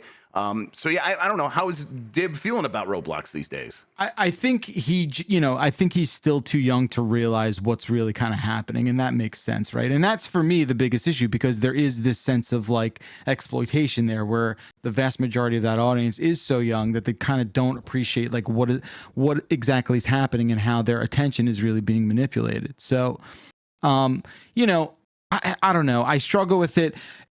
I'd be lying if I said that, like, I've seen a Roblox game where I'm like, hey, that's actually kind of fucking cool. Oh, right? Yeah, like, of course. There's definitely shit out there, right? And it's not a blanket statement because Roblox is such a gigantic platform. But I do think there is a bit of nefariousness kind of going on with some of these developers. And it's just like, fuck. It's like, again, like, leave it to me to be like, yo, play Fortnite. Just play Fortnite. Yep. Like, have a wholesome time. Well, also the way Fortnite, God intended. Like they've introduced the ability to create custom game modes, and like I saw a full-on Final Fantasy 14 style raid inside of Fortnite, which is wild. And like they made Fortnite look like Call of Duty. Absolutely wild. So yeah, maybe go play Fortnite. I don't know. Yeah, I think what it does. The Jujutsu Kaisen collab looks insane.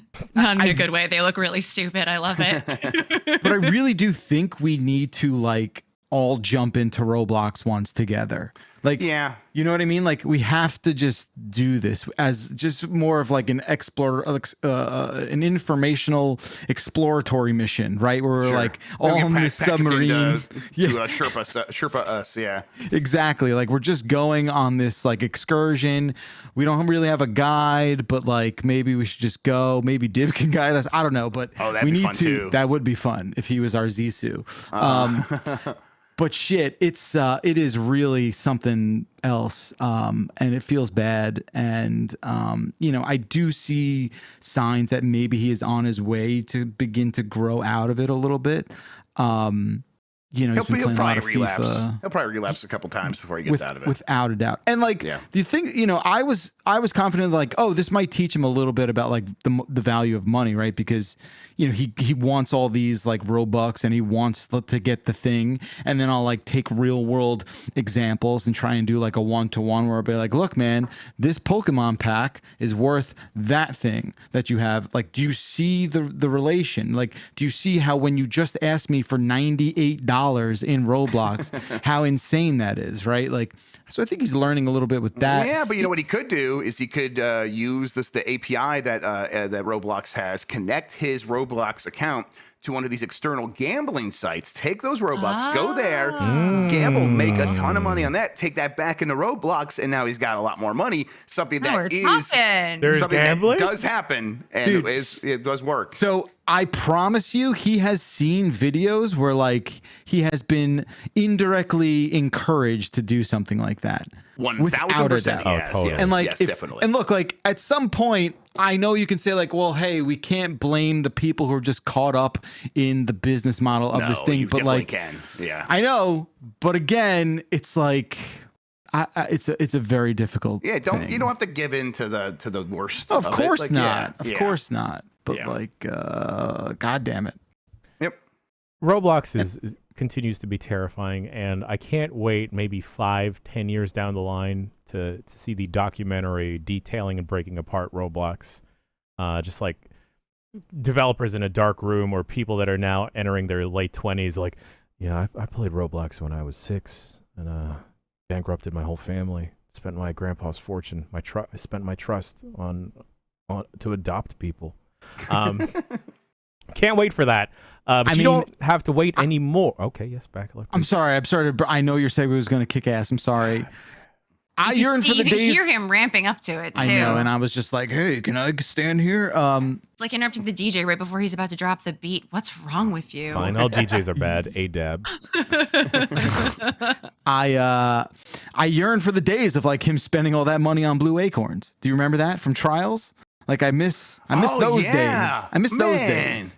You know, Trials back in front of him. Let's do that. I miss those days. I look back on them fondly and think, you're like, there's something missing from your life. You know what it is? It's the vroom, vroom of the motorcycle. Fuck. Exactly. Whenever my wife hears that sound, she gets very upset because I will do the same jump a million times trying to hit it, and it's just like, so you just hear vroom, crash, vroom, crash 1,000 times in a day. So yeah, that's probably pretty annoying. It's time for Trials to come back. No, the segue. I'm ready for new Trials. We didn't steer into the skid. We just full on turned around and flipped over. But anyway, you don't need to wait anymore to watch the new Honest Game trailers that is just out now. Bailey Meyers. 13 minutes ago. Yeah, I can do two things at once. There we go. Damn. Still didn't get the bare footy, but it's all right. The new Honest Game trailers is out now. Folks watching live, we will not be talking over opening night live, because it will interfere with the Bombcast. Yeah. But we'll probably do like a trailer trash if park enough. roundup. Yeah, if there is enough. Grub, we'll probably talk about it on Game Miss mornings throughout the week anyway. If something really big happens during the show, well, I'll drop it in. That's fine. But we'll do a roundup on Game Miss mornings, and then if there is enough cool stuff, that we'll get the crew together and we'll do a trailer trash roundup. Yes. Tam and Lucy are on the ground now at opening night live, hanging out with the Beyonce of video games, Jeff Keighley himself. But I gotta go take a quick break, and we'll be back with a news. Watch the trailer. Watch the trailer.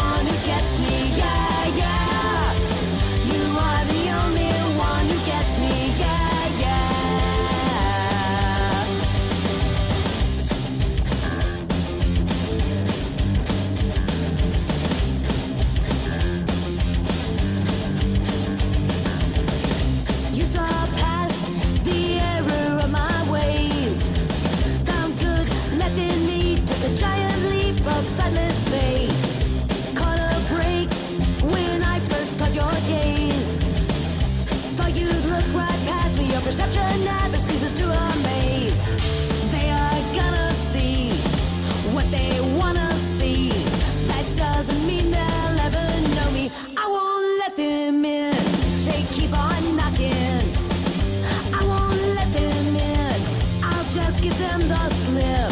You are the only one who gets me. Yeah, yeah. You are the only one who gets me. Yeah, yeah. You are the only one who gets me. Yeah, yeah. You are the only one who gets me. Yeah, yeah.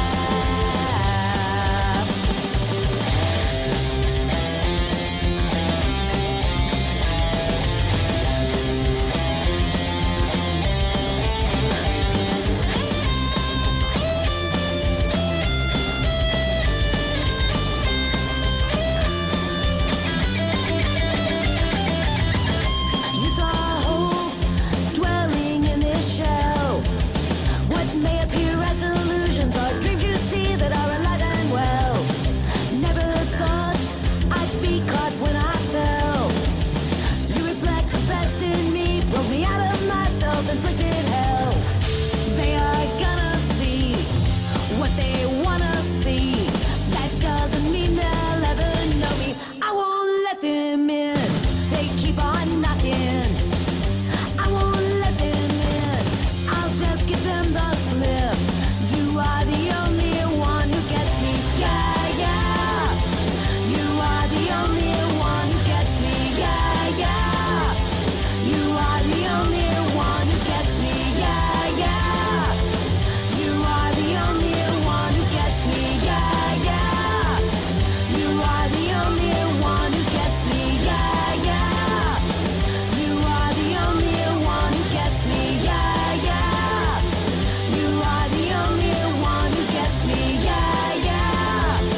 You are the only one who gets me.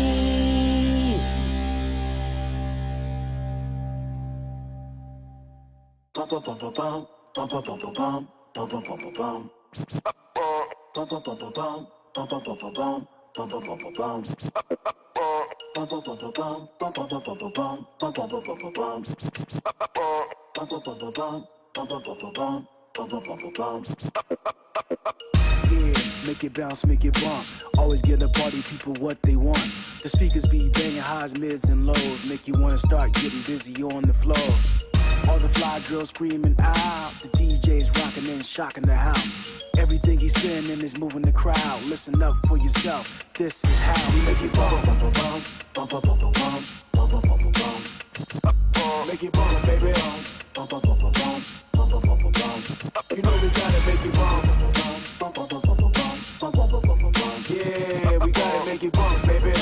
Bump, bump, bump, bump, bump, bump, bump, bump. You gotta make it bump just like the Grandmaster. On the ones and twos, cutting faster. Leave everyone mesmerized after. Dope moment.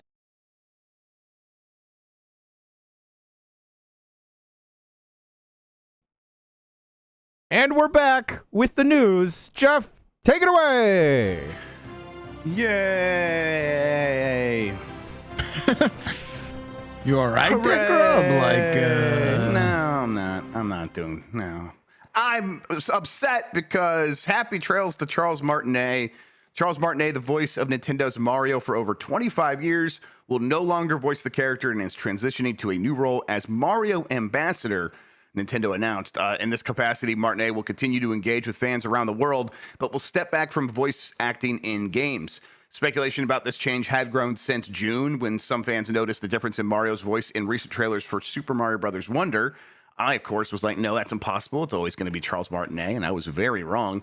The decision may also be related to casting Chris Pratt as Mario in the upcoming previously released Super Mario Brothers movie, where Martinet only has a cameo. I think it more likely than that has to do with him being 67 years old, ready to retire. And I think this is a cool thing if he got to go out on his terms and is still going to get a paycheck from Nintendo to do fun things like travel and go say hi to fans. Still though, it's the end of an era. Eventually things have to change. I definitely did notice the new voice in the Wonder trailer when I was listening. I'm like, oh, I'm sure that's just new recording, new direction or something like that. It's like, no, that's someone still trying to sound like what Charles Martinet made Mario sound like. So for the most part, things will be different, but they're still going to be mostly the same. I don't know. Charles Martinet did a lot of other voices in Nintendo, Wario, and like all the characters from the WarioWare games, stuff like He was that. in the new Dragon Ball movie. He was fantastic. Was he really? I didn't know that. What Yeah, did he do? he was Magenta. He was the bad guy. He was great. Wow, he is an actual, like, people are always like, he just does that one voice for Mario. It's like, no, he's a real voice actor and has a huge range and can do anything. I mean, He's that's what's happening in the movie. incredible. Yes, in the Super Mario Brothers movie, where he's like, here's my just normal accent when I play his father and stuff like that. But yeah, 67, time to retire and do some fun stuff for Nintendo. Sure. I think that's pretty cool. So happy trails to him for sure. When you said when you even mentioned the Chris Pratt thing, like, where's that coming from? I mean, that's speculation from some of the reporting, but I don't think that's real. I don't think that has anything to do with it's not Chris Pratt's fault. Chris Pratt didn't come be like, this is my turf now, bitch. Like, that didn't I heard I'm they the had a first one bar to blame fight to Chris decide. Pratt for anything, and I don't think Exactly. he had anything to do with this. I think Yes. he's an innocent of course, of bystander, course. and this 67-year-old successful man being like, "I'm kind of tired. I'm done. I don't want to do it anymore. Yeah, that makes It's sense. not me anymore." But he doesn't do it in the Yeah. voice because he's fucking retired. He's done. over Yeah. it. He's not. They're not going to pay him to do that Until voice. we get an He's Mario not retired game. from being Parthenax, though. No, we're gonna get an old Mario game after this at the end of the Switch's life, and it'll Punished just Mario. it'll just be like Logan, but Mario. Yeah, Oh, it's gonna be great. He's like, Mario's gonna have to carry Toad around because Toad, it just keeps pooping himself and can't keep control of himself, and then he's gonna get like a little Mario child that isn't his but maybe is his. Oh, it's gonna be great. That sounds very good. I feel like I would have liked to seen, or maybe they make a bigger deal of it for the guy, right? Like, Well, so that's not, I don't have it written down here in the rundown, but that's a good point. They said that him, Charles Martinet, and Miyamoto will do a video that will do together where they talk about this and maybe kind of like look back on his career and kind of give him a real send off in the near future. They almost newspaper with today's date on it. he's proving that he's not dead in Miyamoto's basement. That's right.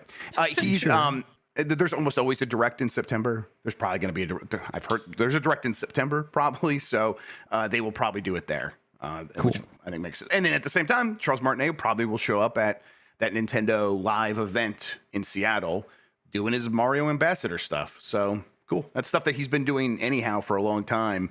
I bet that is the side of the business for him that continues to make sense, because a lot of times Nintendo will be like, we're just going to use the same recording of you saying Wahoo from like 20 years ago. We're good. We don't actually need you back in the booth. So I bet that kind of work was like inconsistent with Nintendo. So just like getting a regular paycheck to be the Mario ambassador might even be a better deal in the end than like waiting for them to be like, all right, here's a new contract for some new recordings. It's like, that's inconsistent. So here he goes. But let's go. Microsoft proposes solution to its UK regulatory problems. Microsoft has revised its proposed acquisition of Activision Blizzard by agreeing to sell cloud streaming rights for Activision Blizzard games to publisher UbiSoft. The change aims to address concerns from the UK regulator, the Competition Markets Authority, which had blocked the original deal over fears of Microsoft potentially dominating cloud gaming. The restructured transaction grants Ubisoft exclusive worldwide streaming rights, except in the European Economic Area, for all existing and future Activision Blizzard games for the next 15 years. The CMA has reiterated its original decision to block the deal, but will now assess the restructured proposal in a new Phase 1 investigation, ensuring the cloud gaming market remains competitive. So this is their solution to that. The one hurdle that remained. Basically, if they get over this, they will be able to close the deal without any issue. But UK was like, no, we're worried about cloud gaming, even though no one else in the world is worried about cloud gaming. UK is. And so the solution here is Activision Blizzard games for streaming will go to Ubisoft, and Microsoft will be hands off. So we just in no way could possibly have a monopoly on that market going forward. What does this mean for anybody who's playing games? Not much. It just won't mean much. It means that you'll see a Ubisoft logo if you're streaming your games from somewhere. But yeah, the story of this acquisition continues to be like the slow march to the inevitable it going through at this point. Seems like. Xbox is releasing official Series X console wraps. Microsoft has delicious. unveiled. Hey, have you guys seen this? I actually think it looks really good. If you get a chance, Yeah, like look yeah, up it does the look nice. tweet where they announced it. Microsoft has unveiled official Xbox Series X console wraps set to release later this year, allowing gamers to customize their consoles. The wraps will be available in 3 styles: a Starfield themed one, Arctic camo, and mineral camo. The Starfield wrap will be available on October 18th in the United States, Canada, and Europe for $50 or £45. While the camo variants will be released on November 10th for can't see them. $45 and £40. Yeah, I haven't seen them either. They blend in, make your Xbox disappear. They are designed specifically for the Xbox Series X, and they're made of like this.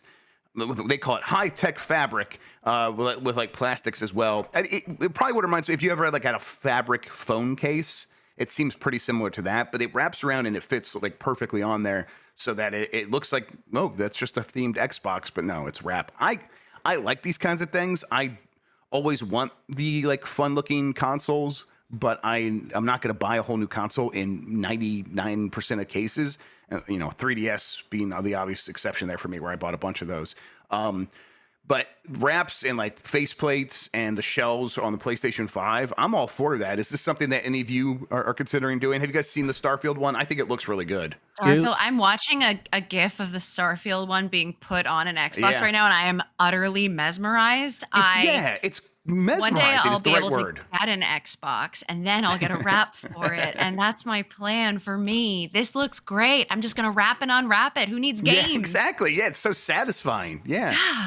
I forgot that I also don't have an Xbox, so I can't get one of these wraps yet. But it looks really snazzy. Like it seems like a no-brainer. They could sell these in droves, y'all. Like, I think Oh so. my god, the margins they're making on these fucking stickers. Is Yeah. like, oh, dude, y'all insane. y'all remember how wild people went over faceplates? Like, Oh, yeah. this for is sure. just the natural evolution of this. This makes me wish I just had like a catch-all outfit, like a uniform, like just that you could just put like a cover on. yeah. Oh man, God, this looks good. I mean, you can already get stuff like this already. I mean, there's brands out there that do this, Yeah, I feel like these are the definitely a little bit different than that, in that they are they are higher quality material, and they aren't they seem reusable. They come on and off, and can you wash yeah. them? color forms. huh? Are they color forms? No, it's like a hard material. It's like I said, it's like a phone case kind of thing. So I guess all right. So now you're making me think of like you said, a fabric phone case kind of thing, like Yeah. a plate almost, like an actual Plates. Yeah, basically. Okay. Yeah. I think that you can because I had a third party case shell for my PlayStation 4 Pro that made it look like wood paneling, and those were on the outside it's like faux wood, and on the inside it was like sticky material, and you had to like carefully stick it to each little part and put it together, and it looked great in the end. But it was like that was a hassle and it was a lot of work, and I'm not going to be able to change that. This does feel much more like faceplates, modular. Yeah. You wrap it around the back. It's like putting underwear on an Xbox. Honestly, what it looks like. You just put it on and then you just take it off and you put it on. Yeah, anyone. it looks like you're Finally. swaddling an Xbox. Yeah, right? swaddling. Yeah, Good. Like, oh, Xbox, you just go to sleep. I like it. Good night. Sticker ones always make me nervous. I'm like, what if Exactly. I change as a person and regret doing this? And right. it And I have to inevitably rip happens. the sticker off, and it's gonna tear. That's makes me uncomfortable. I won't even put a 100% fandom agree. sticker on my work laptop. I'm like, what if I change? Who cares? This is ideal for me. I love this. I will Me too. keep watching this animation and listening to you. I'm guessing all of you guys are camos. Every single one of you guys gonna get a camo one. The right? Starfield Yeah. one looks really nice. Does look really nice. I do Does think look the nice. Starfield color scheme is super dope. Kudos to whoever fucking put that Yeah, the together. design- You should the design a NASA punk hockey design is jersey good. with those colors. Yeah, That'd be congrats sick. to your Yeah. sweet little art boys, girls, and thems, man. Yep, that's good Yeah. stuff. All right. Yo, go ahead, Baccalar. What were you gonna say? No, I'm just gonna say like I don't know. I don't know who all these people are with like their consoles in plain sight. I hide them away. I think they're stupid and ugly. They're all ugly. I hate Yeah, them. but I like how He's also stupid and talking ugly about they are. us. Yeah, definitely. Hide That's why he them hides us away. away. Yeah. You don't want clutter. You want some kind of like nice setup. So Yeah, but I like a minimalist design. I think I like having the shelves that show them off now. At this point, why not? That's what I got. I really want Okay. a gaudy one that is like, I don't know, Slim Jim branded.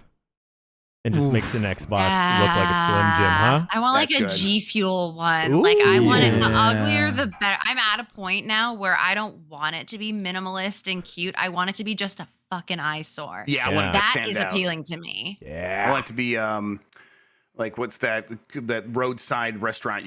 Hardee's. Give me Hardee's or like just a branded fast food thing. You I want a want Cracker Barrel Cracker Xbox Barrel skin. Cracker Barrel Fun Xbox and skin would be Arby's fantastic. Country buffet. Xbox Let's go. wrap. Yeah, I want yeah, it no, I'm not, just to a meat, look like just like the roast beef.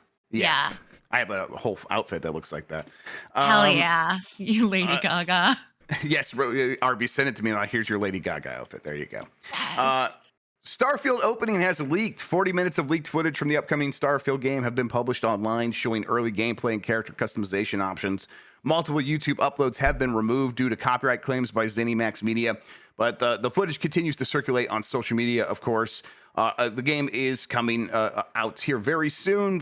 People start seeing it, but basically leaks are going to be out there. It turns out what happened here is some people just got it early from Walmart. They just got it weeks early from Walmart, and they walked out. And now How they're is that playing it. still happening? It's happening. Bethesda is going to do their best to try to squash this. They're not going to be able to succeed, so it's going to be out there. The good news is it feels like the kind of game that would be difficult to spoil because people are going to do their own adventures a lot of times. So, yeah, going to be difficult to actually ruin anyone's time with that.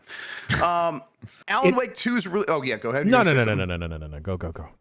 Alan Wake 2's release date has been pushed back to late October. Excuse me. Remedy Entertainment has postponed the release of Alan Wake 2 by 10 days to October 27th for PS5, Xbox Series X and S, and PC via the Epic Game Store, which is Epic's publishing it. That's why it's there. The company explained that the delay would give players more space to enjoy other game launches in October. Like they just said the thing that everyone would have realized anyhow. October, very busy, and games are trying to get out of the way of each other. This game was originally scheduled to launch on the same day as Spider-Man 2 and Super Mario Brothers Wonder, I think, or at least around that same time in that general area. It would have been real rough. Assassin's Creed Mirage, I think, was also coming around that same week. And it moved out. It moved earlier into October. So Alan Wake 2 is like, we'll move later into October. As long as it's before Halloween, we'll be fine. The game's now coming out October 27th. Before Perfect. Halloween. Perfect. Exactly. Maximize spookiness. Well done. Yes. This gives you more time to finish the new Alone in the Dark game, which no one will stop talking about, right? What? Yeah. Yeah. Of Alone in the course. Dark coming out in October as well. It's not the only game coming out. So October, very busy. Assassin's Creed Mirage, Super Mario Brothers Wonder, Marvel's Spider-Man 2, Detective Pikachu Returns, Forza Motorsport, Hot Wheels Unleashed 2, Metal Gear Solid Master Collection, Alone in the Dark, Ghost Runner 2. I feel like I forgot some, but Alone in the Dark just it feels like it doesn't stand a chance. I don't think anyone's going to play that. Yeah. But I don't know. We'll see. And let's see. And Bailey's. Oh, Jan's B-Day. Jan's B-Day. Excuse me. Hello. I didn't know who was writing that. There we go. A potential Tekken 8 release date appears online. The release date for Tekken 8 has apparently been leaked online and is slated for January 26, 2024, according to a reliable leaker. I don't know how to say. Aggiornamenti Lumina. That's my There we favorite go. spell in Harry Potter. Aggiornamenti Lumia? That's that's a fucking cool name, man. All right. powerful name. Let's all take a stab at saying this real quick. Sure. No, if we all say it at once, we're seems going to summon some Italian. demon from It's hell. definitely. Okay. Sounds like Latin All right. from the Book of the Dead. Bailey, you go first. No. Aggiornamenti Lumia. Oh, that sounds better. Okay, we shouldn't. that's No, we definitely what nailed it it. is. One take. Aggiornamenti. Aggiornamenti Lumia. Yeah. All right. Stephanie.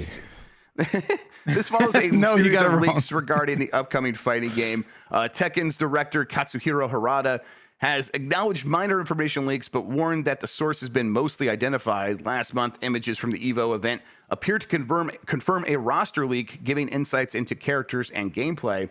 Officially announced in September 2022, Tekken 8 is planned for release on PS5, Xbox Series X and S, and PC via Steam. We have not heard of release date up to this point. A lot of speculation would be early next year. There is the Tekken World Tour Finals on January 12th through the 14th in New Orleans. So that's coming up. And then Tekken 8 releasing right after that. Sounds pretty plausible, right? They finish up Tekken 7's championship. They talk a lot about Tekken 8 during that event or around that time, and then they release Tekken 8 later that month. That would be very good. I would like to see that, but who knows? Things could change. It hasn't been confirmed. Metal Gear Solid Collection won't run at 4K. Konami has clarified the target resolutions for the Metal Gear Solid Collection, with most platforms aiming for 1080p at 60 frames per second, except for the Nintendo Switch, which will target 1080p at 30 frames per second in docked mode and 720p at 30 frames per second in handheld mode. The collection, set to be released on October 24th, includes the first 3 Metal Gear Solid games, the original MSX2 versions, and NES games. Additional content like digital graphic novels and strategy guides will be included as well. I think it's a little annoying that the games aren't being up-res to 4K, but also at the same time, none of these games were originally done even at like HD levels for most of them. So getting them at 1080p is going to be fine. It's going to look fine. It does feel like the Switch should be able to run like Metal Gear Solid 1 at 60 frames per second. 500%. It seems wild. And just maybe someone's lazy. Maybe someone doesn't know how to do it. Yeah. Maybe they don't know how to go into the presets, Yeah, because that's what it's like, right? Yeah, they just didn't hit the button in RetroArch to get the 1080p 60 on the Switch. So easy. God, game devs, come on. Flip the Switch. Yeah, come on. Flip the Switch on the Switch. Flip the Switch. That is like that's definitely the case here, though. These are just straight up ports. Don't expect anything more. Like for Metal Gear Solid, don't expect widescreen 4K support of any kind. It's going to be that original game, just right in there. But that's fine. At least these games are back available for sale. For years now, they have not been. So this is better than nothing, which was the alternative here. Give me that sweet 4x3, baby. Yeah, I'm maybe a better ratio actually 4x3 than 16:9. I might be going back. I'm with you. Wait, I'm sorry. What did you just say? 4x3. I love 4x3. It's great. Yeah, 4x3 in like a nostalgic, like you do a fun throwback no, because design. I think it's we're seeing too much. I agree. Because I don't want like vertical 16:9, and I don't want horizontal 16:9. I think 4x3 is like a good middle ground where it's like it is both vertically pleasing and horizontally pleasing. I aim to be vertically pleasing. I disagree. In every sense of the word. That's fair. On all Stellar aspect ratio, you're allowed to feel wrong about it. You don't have to stop at 16:9. Go 32:9. Go super ultra wide back a lot. No, I don't need it to be like panoramic. I'm just saying. See, like 16:9 seems to work well with the position of our horizontal eyes, right? Like they're laid out that way. It makes sense. Yeah. Again, I think I see too much. I'm all about tunnel vision. Yeah. Okay. I can't. I stopped being focused as soon as the world went widescreen. It's the worst. I mean, you watch those old shows on widescreen and they just have the edges in there where you can see the equipment and stuff. That's how I feel when I don't spend enough time with 4x3 things. I need more stuff that's a little squarer for me. Yeah. You were all insane people with microphones. I don't understand. Like you've been watching movies. That makes us right. In the can't theater, take the microphone away from me. You've been watching movies in the theater your entire lives in 16:9. Your entire lives. Most movies are not 16:9. They're like, or they're anamorphic, so they're even condensed more. What do you mean? Yeah, they're wider. Yes, exactly. Yeah. They're like most movies are way wider. How much more pleasing things that were almost a square would be, Toast, almost a square. Oh, such the right shape for stuff. I love it. It's a good. Yeah, it's the shape stuff pleaser. Think about it. Yes. You're watching a movie or a video on your phone, but you can continue scrolling and doing other stuff. This reminds me of the fucking argument with the smoothing in HD TVs. This is a very argument. Oh, that's not that at all. This is the magic of Quibi, and this is why we got to bring Quibi back, because you could turn that horizontal or vertical, and it worked in either aspect ratio. Quibi was great. Why did it fail? Speaking of things that were barely alive, remember HQ, right? Did you guys watch the documentary? Someone made a documentary about HQ. It was really trivia. good. It was good, yeah? I've not seen it. Talked about it on the Filmcast. Shouts out to the Filmcast. That's neat. I'd like to watch that one day. Where is it all. available? Do we know? I haven't, because I Is haven't it even on? seen it. It's on at Quibi. all. Yeah, it's on Quibi. No, think it's on Hulu. I Okay. don't know. I still have Hulu. I haven't canceled that Thinking yet. man's Quibi. Yeah, that's right. That's what they call Hulu. That's awesome, Bailey. Microsoft has ended Kinect production, which they were somehow still making. Microsoft has announced the discontinuation of its Kinect hardware production, including the latest iteration, Azure Kinect. Released in 2019 for enterprise software and AI use, the Azure Kinect featured advanced capabilities beyond the Xbox versions. Microsoft will now provide the technology to third-party partners to create their own alternatives. Although Kinect was known for gaming peripherals on Xbox, it found diverse uses in fields like academia and robotics. Azure Kinect devices will be sold until the end of October, and the companies that own one can still access its development software after that point.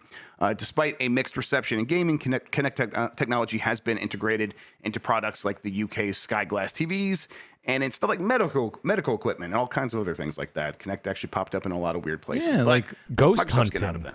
Yeah, ghost hunting. museums, like interactive dance floors, things like that. You know, it showed up in every place except your living room. Right, exactly. I always like the idea of like Kinect getting that second life, but then it's I don't know. I never They're really moving actually Second encountered Life onto. Second Life. I was going to say Second Life's only for PC, I think. Bold, one. You can bold only move. get into Second Life now through Kinect. You got to have a Kinect. That's the way it works. More details arise on Immortals Phoenix Rising's canceled sequel. More details have emerged. Codenamed Oxygen, the project was going to explore a fictionalized version of the Polynesian archipelago, something we talked about a while ago on Game Mess Mornings, including locations such as New Zealand, Tahiti, Easter Island, and Hawaii. The protagonist would have had the ability to gain powers from Polynesian gods and shapeshift. Oh, that's cool. Would have been very cool. A distinct feature of Oxygen was to avoid quest markers, leading players to find their way by tracking animals or studying stars. Oh. Which that sounds awesome. Yeah. And Ubisoft Quebec was responsible for the original game. Canceled the sequel. Ubisoft canceled the sequel earlier this month, citing challenges in establishing the IP. The cancellation aligns with Ubisoft's shift in focus to its biggest IPs in live services after weaker holiday sales. This is a studio that is going to be 100% on the Assassin's Creed machine once again. No. So And streaming now, apparently. yes, and streaming Call of Duty games. Yeah, Because if any studio can afford to split their focus, it's the ones that reliably put games out on time every time. uh-huh. This is Come on, this Eves. is a shame. Yeah, I liked. I thought that first game was okay with a lot of problems, and it was. But they easily could have taken that foundation and turned it into something very cool. I think with this, and everything seemed to be lining up. All these really good ideas here. But yeah, Ubisoft afraid of these kinds of games now. They are making 11, 12 Assassin's Creed games. Is literally what they're doing. That's what. Or excuse me, 11 Assassin's Creed projects. Many of those are games. Some of them are going to be like anime, I guess. I don't know. It's such a bummer great. because we don't see that setting in a lot of video games, if at all. Especially Scout. I know you're upset about no poly representation as well, but hey, Yeah, Scout doesn't want Assassin's Creed 58. Like, come on. how many? Okay, ballparking. How many times can we dive off those roofs? How Enough. many Enough is enough. Assassin's Creed games do you think there are? Just like 50. ballparking. I think there's 16? 20. It came out. Yeah, I would say probably like 15 to. I think we did. We think we counted this actually. If you're doing if you're doing the main ones, don't count the No. cheesy ones. I want Oh, all No, of them. I'm counting All everything. of I'm them. counting like Mobile, Okay, There's like all a right. mobile one, right? Like a PSP one probably, Oh, right? Yeah, there is. There- Yeah, There's Vito 12 or- main games, 17 spin-off games, several short films, and various So 30. transmedia projects, according to Google. Ooh. I mean, According to it the is- fandom wiki. Sorry, plugging the plug. that is an IP that I am like constantly staggered at its popularity. Like, if like the movie was dead on arrival, like what other thing would give you?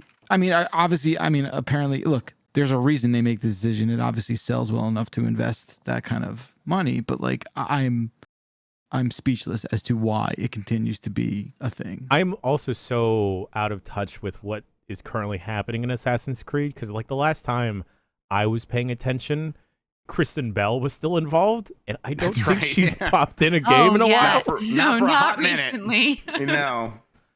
Like, I does think the I'm pretty sure Animus- Busy Cancer voice died. acting other significant roles. Yes. Yeah. Does the Animus still matter? Is that still a thing we worry about? Yeah, It's like, like takes different forms now, I think. Yeah. Wait, what happened God. to Desmond? I still remember that I first don't game where know. you like find out what's going on and just like I remember audibly slapping my forehead so loud.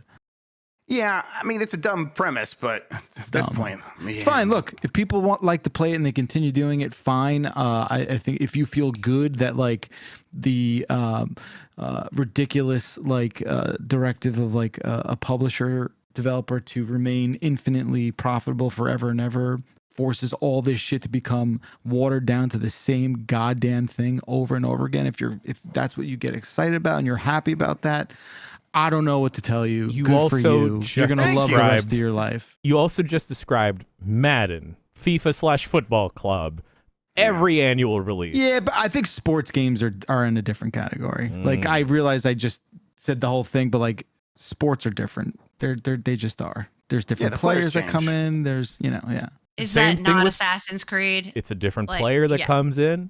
I Same think. Look, I think bullshit they're. mechanics. I Bo think they're- Jackson's still OP in Assassin's Creed. Yeah, I mean, look, like you're talking to someone who actively hates the NHL series, for so like Messi I'm to not get happy added. about that. You know. But yeah. Assassin's Creed, I know it's still very popular. They still sell a lot. They're gonna keep making them. But I'm definitely getting to a point where maybe I might check out Mirage, but I'm not like craving it. And then what you're gonna tell me there's gonna be like 10 more of these games of different stripes like in the next 10 years. I'm like, that's gonna wear out pretty quickly, I think. So Yeah. yeah. All right, that does it for the news, Jan. I'm handing the show back over to you. Well, I'm going to look at it and still decide and wonder where Kristen Bell has been for the last 10 plus years. And then we're going to go take a quick break. Be back with some emails.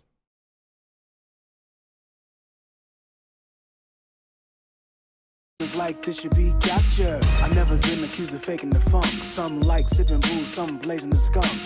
I keep the girlies shaking they rump. Specialize in making it bump. Baby, make it bump, bump, bump, bump, bump. Make it bump, baby. It's what the people want, baby. It's what the people want. We gotta make it bump, bump, bump, bump, bump. Let's make it bump, baby. From the back to the front, baby. It's what the people want. Make it bump, bump, bump, bump, bump, bump, bump, bump, bump, bump. Make it bump, baby. Bump, bump, bump, bump, bump, bump, bump, bump. You know we gotta make it bump, bump, bump, bump, bump, bump, bump, bump, bump, bump, bump. Yeah, we gotta make it bump, baby. Bump, bump, bump, bump, bump, bump, bump, bump. We gotta make it bump, bump, bump, bump, bump, bump, bump, bump, bump. Make it bump, baby. Bump, bump, bump, bump, bump, bump, bump, bump. You know we gotta make it bump, bump, bump, bump, bump, bump, bump, bump, bump, bump, bump. Yeah, we gotta make it bump, baby. Bump, bump, bump, bump, bump, bump, bump, bump. We gotta make it bump.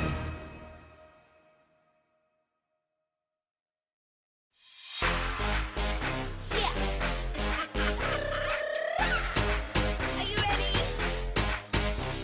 Stuck 'em in the spot, everybody look at me now. Who that, fire burn, call me Tina. Kodak, now they wanna take a picture. Watch yourself and I might just stay your mister. Get it up and get it in. I think I need to call a friend. We're going till the end, spending money, give me dollars in the yen. Everyone on the ground, here I come, hold it down. Watch me go, watch me go. 1, 2, 3, go. Get your body down real low. Get your body down real low. Get your body down real low. Back it up, go. Get your body down real low. Get your body down real low. Get your body down real low. Pump, pump, pump, pump, pump, pump, go. Taram, taram, tam, ta, ta. Taram, taram, tam, ta, ta. Taram, taram, tam, ta, ta. Taram, taram, tam, ta. Taram, taram, tam, ta, ta. Taram, taram, tam, ta, ta. Taram, taram, tam, ta, ta. Taram, taram, tam. They need her, they want her. Mamacita, you can't ignore her legs in that dress. What a wonder encore. Stepping on like gasolina, coming at you like a hyena. Magical like Sabrina. Bum, bum, bum, bum, bum, bum. Get your body down real low. Get your body down real low. Get Get your body down real low. Get your body down real low. Get your body down real low. Get your body down real low. Get your body down real low. Pop, pop, pop, pop, pop, pop. Go. Get your body down real low. Get your body down real low. Get your body down real low. Back it up, back it up. Go. Get your body down real low. Get your body down real low. Get your body down real low. Pump, pump, pump, pump, pump, pump. Go. Get your body down real low. Get your body down real low. Get your body down real low. Back it up, back it up. Go. Get your body down real low. Get your body down real low. Get your body down real low. Pump, pump, pump, pump, pump, pump. Go.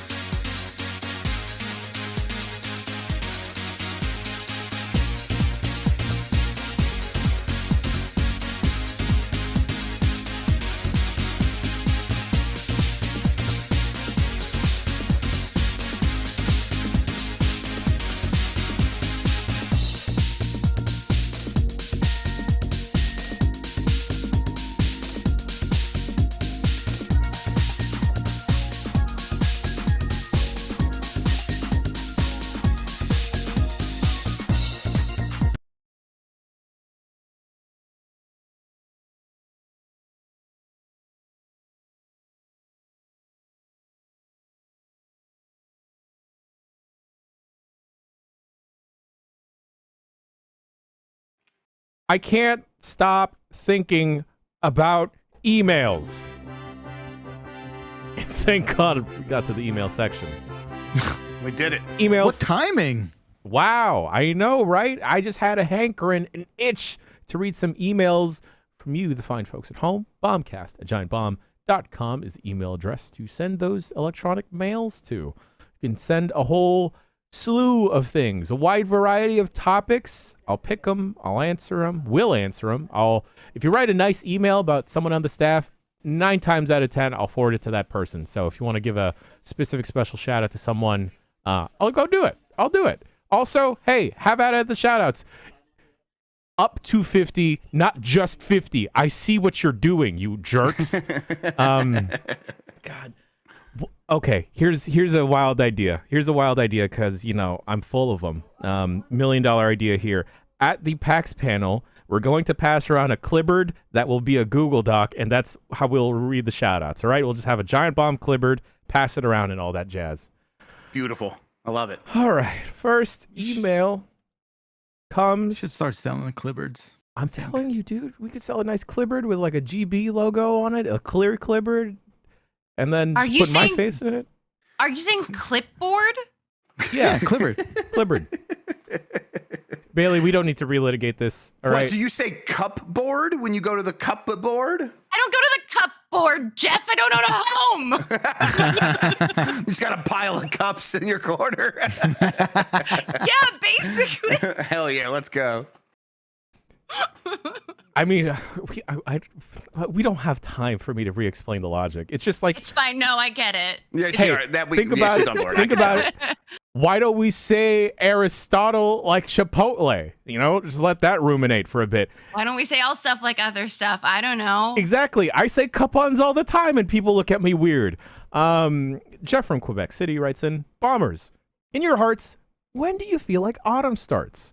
For me, it's the first weekend of October because the best timing to go road tripping and see all the colors here in Quebec before everything falls and we collectively freeze. Shout out to shout outs, Jeff from Quebec City. When does autumn start? Not soon enough, am I right? Hey, Jesus Christ. It's look, the first week of October is basically when it does start. My friend, that's how seasons work. It's like Well, September no, 22nd is like the last day. Yeah, of September summer? 23rd is the first Something day like of that? fall. But yeah, you're basically yes. If you're talking about like when do people shift mentally, that first week of October is when it happens. Yes, I agree. I had a big fight with one Vincent James Caravella. Oh, did you lose the fight because he's got big hands? Yeah. Yeah, well, it was a hand measuring contest. No,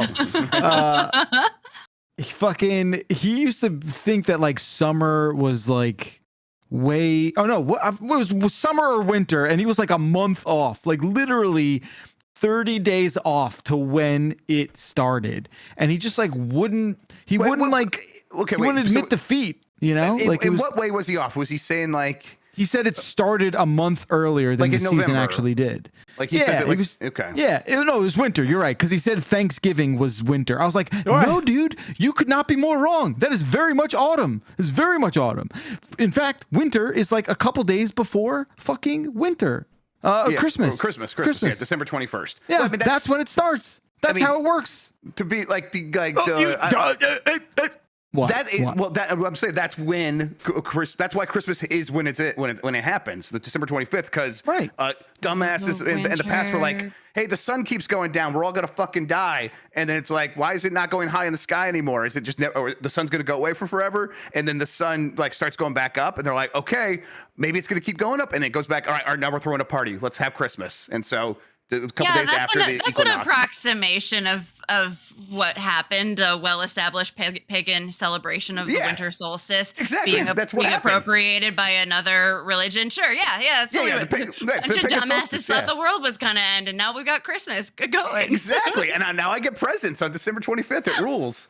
Yeah, I mean, like, you could just call, people call things the unofficial start of summer, right? Which is like, Labor Day, right? Or Memorial Day, sorry. Yeah. So, like, I understand that. But, I mean, look, and it has snowed in November, I'm sure. I don't know.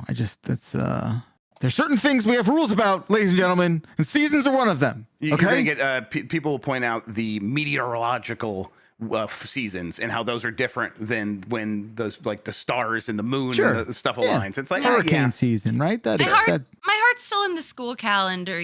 When the kids are in class, it's autumn. When they're on winter break, it's winter. Okay, but my kids start school tomorrow. Okay. No shit, really? Well, it's autumn for you tomorrow. Fuck no, it's not. She's been teaching for like 2 weeks summer. now. It's August. What? Yeah. Wait, well, okay, what? but they're that in SF, like you're not going to be burned to death. Like these kids are going to be boiling in that classroom. We don't have seasons here. Weather is unreliable. I had a hurricane and an earthquake 2 days ago at the same time. What was the earthquake? Sounds what like did you were that come in sending at? something fierce. If What? that's what's happening to you. What was the earthquake? Well, the ground shook because the tectonic plates shifted. I know what an earthquake is. I mean, what was the what is the Richter scale? Yeah, what was that? I was actively streaming when it was happening. I was playing Slay the Spire, and I was like, "Oh, we're wiggling," and then we were back. So I don't know. I didn't look up the number. I was busy slaying the Spire. It was I like was 5. focused on what was important. 5. Okay. Yeah. All right. It was bad. I did feel it. It freaked my cats out. Oh no. But I held it together on stream. I was like, "What? Oh, back to the Spire." Last time we had an earthquake up here, it happened immediately after I snapped my fingers, and that was fun. It was during a podcast. Yeah. With Chaim. Yeah. Oh my God. Had you ever snapped your fingers before that moment? No, never. Have you since? Never. Don't. Too much power. I can't go to slam poetry readings anymore. It's terrible. My stomach dropped when that happened because I was like, oh no. My mind went to the worst place, of course, but also was like, oh God, people are going to rewatch this and be like, this was a thing. I don't know. But thankfully, they it did was for a while. Just a little baby earthquake, right? It's a little baby earthquake. Wasn't much. It's fine. It's all right. Next email was about a little Starfield. They write in, Robbie writes in, in recent weeks, lots of outlets have been hyping Starfield as if it's guaranteed to be a great game. That has me wondering, why? Bethesda's last greatest game was Skyrim, and even that was a buggy mess. Fallout 76 was a travesty of a game. Fallout 4 was derivative, bloated, and unfocused sequel full of bugs. With a little like we've this been We're not talking about the Cazadors. Hey, with a little we've been shown of Starfield, it looks very much like Fallout 4 in space. And frankly, that fills me with ennui. Thank you, Bailey. It's French. Très magnifique. But you guys seem really high on Phil's promises about what it could be. Is there something you've seen that goes beyond what has been released, or is it just blind hope it'll be good?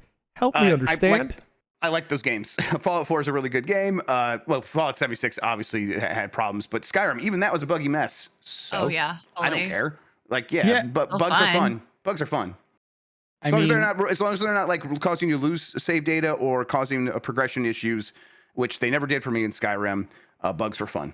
They give the game character, and I enjoy it, and that's just how I feel. So if that's like if the promise of Starfield is there'll be a lot of that stuff, and it's in space, and like they're doing like the NASA kind of sci-fi that we don't get a lot of, yeah, that sounds great to me. To me, the bugginess is part of Bethesda's charm. Like the bugs are a feature. Like Right. it's sort of who will I have an easy sideswipe at anytime a game that's not Bethesda is buggy. Watch the new Honest Game trailer for Baldur's Gate. Ayo. But yeah, I'm expecting it to be buggy, and I'm looking forward to it regardless. I think we're allowed to hold both of these thoughts, one in each hand. Yeah, that being said, Well- you know, Skyrim is like what? One of the biggest selling games of all time. It's available on virtually everything. So like Yeah. something coming out of that studio will probably be better than okay. Probably. Yeah, yeah, totally. I think I liked Fallout 3 better than 4, thinking Yeah, back on it. Most people did. Yeah. Should I go Yeah. play New Vegas? At some point, yeah. Oh, I mean, love New Bailey just Vegas. played it. Yeah. I played it again recently. Right. For the trailer. It is I consider it to be one of my top games. It is a buggy mess, and it's so fun. Okay. Are you playing Such Starfield good now? writing, such mediocre combat. Do recommend. We can't talk about that, Bacalar. Why are you trying thought we to? could- Why are you trying to blow? thought- Why are you trying to blow the? You could. All right. Sorry. put me in jail. I didn't mean to put you in jail early before your jail yeah, time. before your trip. Yeah. Yeah, sorry. It'll be sorry. an early vacation. It's fine. People get excited about things before they come out. People get anxious about things before they come out. I mean, everyone deep down knows you got to play it first before you really know. Like getting excited about something isn't some dangerous thing. What's the worst thing that happens? You get disappointed. Except with Kingdom Hearts. Well, yes, right. Kingdom Hearts, like, yeah, that's a sickness upon itself. Yeah. Oh man, they played an EDM remix of Simple and Clean at this wedding. Oh, your boy almost lost his shit. Oh My wow. God, what the? Good for you. And That's then amazing. Did it include the intro where Sora's like, I have been having this strange dream lately? no, but it should have. You know what? The wedding's off. The wedding's off. Undo it. Annul it. We have to do a redo. Redo this wedding. Make everyone fly back in. All right. Next email is about Gimmick. I'm flashing a helpful image on the screen right now. This comes from Ken. So Marvel finally went all in with the cool kids. They named their new character Gimmick. For those not looking at a picture, her outfit looks like she takes fashion tips from Gambit. Parentheses, she gets a new costume later. Spoilers. She doesn't seem like a powerful mutant, but she does have good leadership skills. We're looking at the Zoomer Cyclops. Sincerely, Ken. Yeah, she looks cool. Yeah, I like the name. Very cool. That's cool. I'm into it. All right, thanks. I like the Children of the Atom style, that logo, and then the kind of the art style that they go for those kinds of comics. I always like that. Yo, if you have been out of touch with the X-Men, you should read the current run of X-Men. It's pretty hot. And not like hot and like hot. It's like wait, real good. quick. I'm sorry. Someone just rushed the stage at Gamescom opening night live, and Jeff Keighley looks fucking pissed. This has happened twice on his Wait, watch. He's what? had enough. so mad. He just is fuming. I'll see if I can get a screen shot of his face. Slack or it to me. Slack it He's to like, me. Yeah. why does this keep happening? Is it the same kid? I hope so. I don't. I actually didn't see the run on stage. I just saw the reaction to it. People were saying it in chat. Oh man. God. I hope Keeley's okay. Like he works he so doesn't deserve hard this. to put on a good show. Whoever rushes the stage is okay after Keely's done with them. Jeez. No, he's gonna destroy that kid. Oh yeah. Oh my god! It was some Unbelievable. guy trying to say something about GTA 6. Mike says. Great. What? Oh my god! Everyone just you have to. you Oh, have to there's touch grass. murder in those You have eyes. to touch Jeff grass. Keighley. You have to. Oh, it's not letting me rewind on YouTube. He must have that Just- turned off. That's annoying. I'm gonna have a hot take here, and I think big events should have better security than this. I don't think just randos should be able to run up to the stage. Yeah. I don't think cost? that's $2? Yeah. Like Yeah, but higher at what security, like literally, you have enough security there to keep you from eating popcorn or whatever. Like, can you hire people to keep people safe? No, they're not going to do that for you. Keep our boy Alright. Keeley safe, please. Like he's a nice man. Mean him, he's our Beyonce. Yeah. That's right. Oh, Queen that's G. right. Superman. We've established that he's gonna Yeah. get off stage and he's gonna go ape shit. But like real talk, I Rightly could see a dev that like flew in for this and like, no, I don't want to do anything anymore because like this Yeah, is twice. dude. You know, like this. Yeah, right after that, Todd Howard came on stage. So Yeah. it's like he's got to be like, all right, I guess I have to do this still. Well, now we're definitely not getting a new Skyrim. Keeley, I'll lend you Scout. Scout will just bark very aggressively at someone approaching Yeah. you. That's There you right, go. buddy. Yeah, that's what you need. Just a couple cute little dogs that people won't go up on stage because they'll be too distracted by the cute little dogs. Exactly. Yeah, it's beautiful. Scout will just have like a little biker vest on her with like studs and be like, "Don't walk around here, buddy." Oh, she's so tough. She tripped me the other day. She's a little butthead.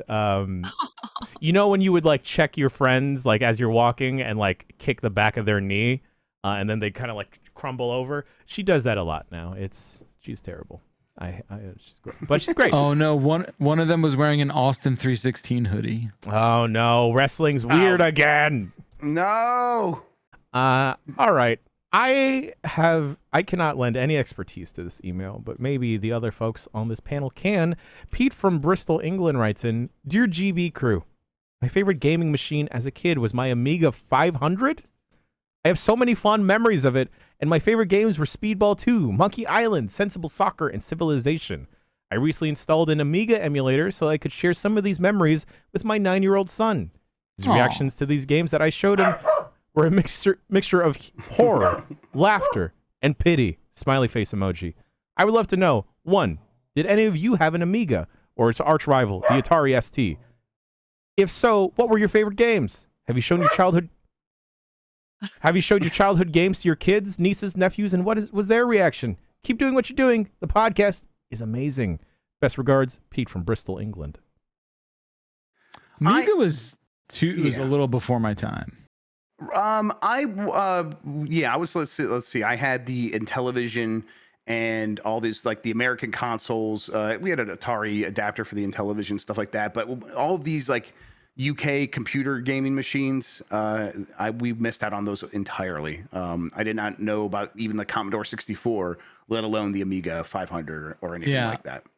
I played in television at one of my dad's friend's house. Like that was the thing we did when we went there. You know, you like do those trips and you're like, well, at least I'll have that weird game box thing that's still connected to the TV in the basement when I get there. Sure, yeah, So okay, yeah. So I do have like experience with Intellivision, which I guess is cut from the same cloth. That's I mean, it's even that same era. older. Yeah. That's even older than Amiga. Yeah, but I think like, I mean, I have shown. He hasn't even seen like Atari, you know. He hasn't even seen that. I don't, you know. But like, I guess he's seen Pac-Man and Space Invaders, and that's really all you kind of get. Yeah, and those I like think. suck really bad on the Atari. So like if we're talking about that generation of games, it's just like I get bummed out when they don't even care about NES games. I don't really get bummed out, but it's like I don't even like. Yeah, I know they're going to get bored with it, so I don't even try. And Yeah. so going back to an era that I don't even care about that much, it's not worth it. I think the interesting discovery that I've made is that like when we were growing up, the thirst was fidelity, right? Yeah. It was like better graphics, better sound, better everything. Like that was the hot thing that you constantly chased. Obviously, like now, it's not so much the thing. Like if you just, well, you know, look at Roblox, it looks like shit. It looks like And kids actual love it. shit, and kids are Kids like, "Give me kids more of love this." trash. Nom nom nom nom nom Yep. nom nom. That's right. So yeah, it's interesting. I'll look into Amiga more because people have always mentioned that there's some wild stuff on there, and people in chat are saying that too. I'm like, yeah, maybe it's time to go back and look at that. Yeah, you know what? I'm curious. I have no frame of reference for what any of it would look like. Yeah. It looks like a little computer. Jan, you and I, neither of us had motor skills developed, but by the time this thing was discontinued, so it makes total sense that we didn't have one. When did this come out? Is this pre 87 and then discontinued in 92. Okay, well that barely. we were still soft goo. Yeah, our skulls hadn't like fully. In formed yet. 87, I feel like is when I got an NES. Does that sound right? That's definitely when I got an NES. Yeah. Oh, this is just a full-on little I got computer an 88, actually. Yeah. Wow. Look at It's this. cute. It's cool. Look I'd at rather this. play Monkey Island on my own little computer, but like I could see if you didn't have another option. This looks cute. Yeah. These were the things that were like popular in the UK. These kinds of gaming devices that just looked like little computers. Like that's what cool. they had. Yeah. Oh, I wonder That's if cool. this is what Lucy's dad used. Yeah. I mean, something along these lines for sure. Yes. I'm She always definitely had a wondering. Commodore. Oh, okay. I'm always wondering what Lucy's dad used to play games. Next email comes from Mike, not our Mike. Dark humor here. My partner of almost a decade broke up with me last week. Oh shit. Is it a blessing in disguise due to Baldur's Gate 3 on Steam Deck and the imminent release of Starfield? Jesus Christ. From Yeah. Mike, no longer from 100%. Boston, sent from my iPhone. Yo, ouch. Listen. I don't know the circumstances of your decade-long relationship, but I gotta say, Mike, your pivot, nonchalant as it were, to just joking about being able to play video games leads me to believe that things were not that serious. Look, mean- that's all I'm saying. Like maybe you found an excellent way to look at the situation and have a sense of humor about it. Bless you for That's what that. it sounds like to me. Yeah. Yeah. I mean, he says dark humor here, which means Yeah, He's going to- partner of almost a decade is for listen, realsies. Before you start playing all these games, make sure you take care of yourself first and make sure you're doing all right, and then go go nuts fuck on that bear. Starfield. Yeah. Absolutely do not take care of yourself. Forget to eat, forget to sleep, forget to shower. Focus your energy on what's important. Fucking Fuck the that bear. bear. Fuck the bear. Yes, make it happen. Fuck as many Nothing will bears fix as you can. except for fucking the bear. So definitely try not to get super frustrated when the game makes that near impossible. Get back on the horse and fuck the bear. These are the two things you're supposed to do after a I breakup. think he can turn into a horse. There you go. Turn into a horse and fuck the bear. I think that's what they say. Catherine the Great, your ass. Let's go. FTB. This is how you gotta get to rock bottom before you start climbing up, my friend. You know, we all have to suffer ego death to fully be reborn and everything. Or you gotta get the bare bottom. Well, okay, all right, all right. Next email is very PG compared to where we took someone getting out of a long relationship. But Mike, I hope you're okay. This one is about coffee. Hey, Bombcast, specifically Jan, because of his coffee fetish, which is a fetish I'm striving to have. Hey, let me show you some books. I have questions about coffee, specifically espresso. I got a cheap espresso machine for Christmas last year, and I love it. It's not the best around, but it's still what I use every day. I have been sticking with the Cafe Bustelo. Good.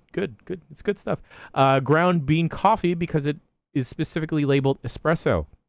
Am I to understand that I can really use any bean provided I grind it fine enough to make a shot of espresso?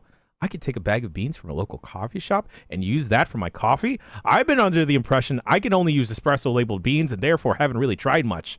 Other than that, what are other tips for making good espresso on a cheap machine? I don't think I'm legally allowed to take a mortgage out on my apartment to afford a state-of-the-art machine. I've seen the idea of using a leveler to make sure it brews evenly, and someone said to measure out how much coffee I'm using.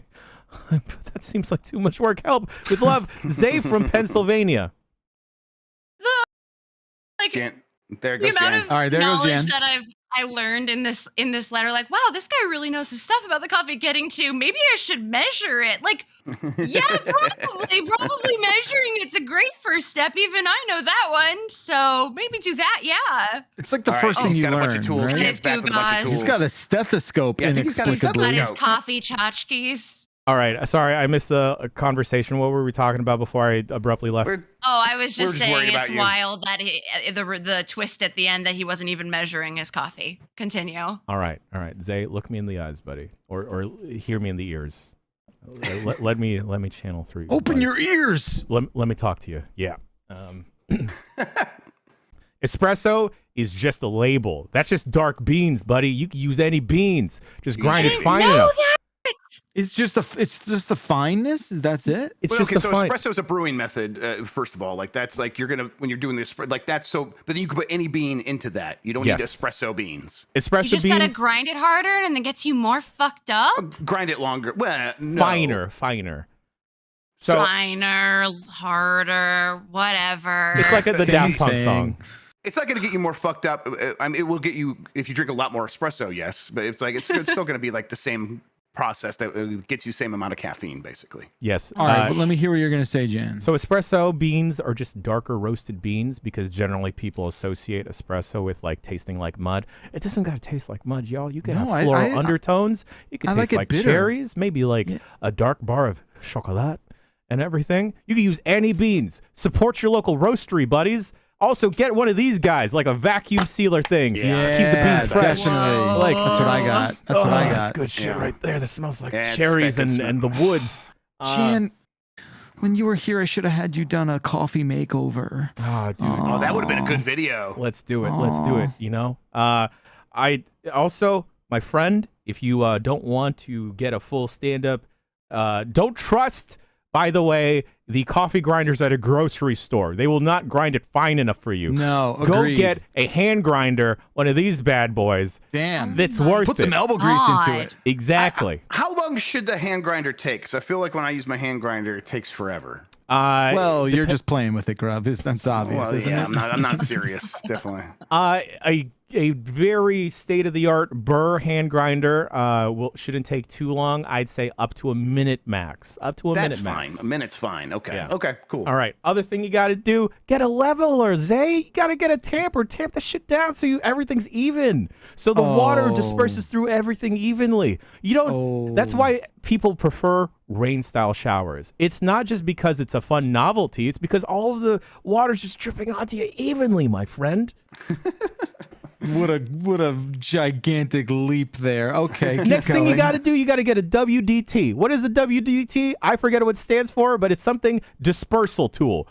So you got to get it's either, here's what you can do: get a cork, stick a bunch of toothpicks to it, stir around your coffee grinds in your espresso basket before tampering it, so there's no little clumps. We hate clumps. It's like making a good Okay. pancake batter, no clumps.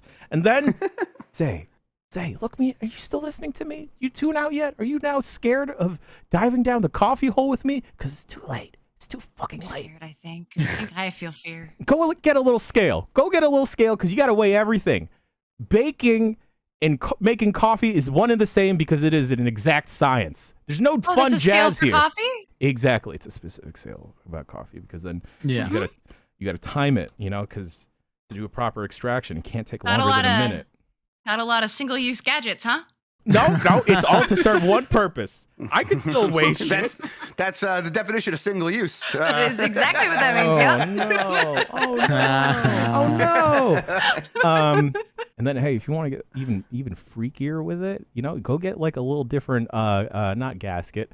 I forget the word. Oh, portafilter. Yeah, you could get a different portafilter for your cheaper espresso machine and just make it nice. It's great. Like espresso companies, why the fuck haven't you sponsored your boy? You know, it's either get me a Disney Jan. Lorcana box or an espresso machine, please. Seems Have obvious. I been in DMs? Yeah, totally. I've tried. Keep trying. It's gonna happen. You're gonna crack that nut eventually. That I think my about favorite thing you showed us was the tamper. That seems the thing to me that could be most easily replaced by just the back of a spoon. Yeah, that's what I no, do. you can't Spoons are do that curved. with a spoon. No, but Exactly. it's just, but like, Okay, fine, a measuring that. cup. How about that? No, it's not Or a gonna get You got regular an that espresso cup. small. machine. It's gonna come with a I'm plastic sorry, tamper. I'm not criticizing. I'm not judging. I'm just sounds- criticizing and judging a little bit. yeah, it seems like you just got a lot of fun toys for your coffee porn. I'm I gonna make think, all like- y'all a cup, and you'll be like, Oh no, I can taste the difference. I'm sorry for making fun of you for a little bit, at least, Jan. No, I don't doubt it, but like I think you would have a tough time telling the difference between espresso that's been flattened and espresso that has not been flattened. Oh, I can tell. Don't make me get into the magic of ristretto on top of espresso. I can make up words too, Jan. Oh, it's a thing. It's a thing. It fucked up your boy. No, I want an espresso machine so desperately, but you've scared me away at their cost. I got one for Christmas several years ago for my wife. Use it every day. My wife. It's good stuff. My wife. My wife. Thank you very much. Yo, hey, I'm not on the espresso side of the internet that poo-poos on Breville machines. Brevilles are completely great. They're great. They're good home machines, you know? DeLonghi,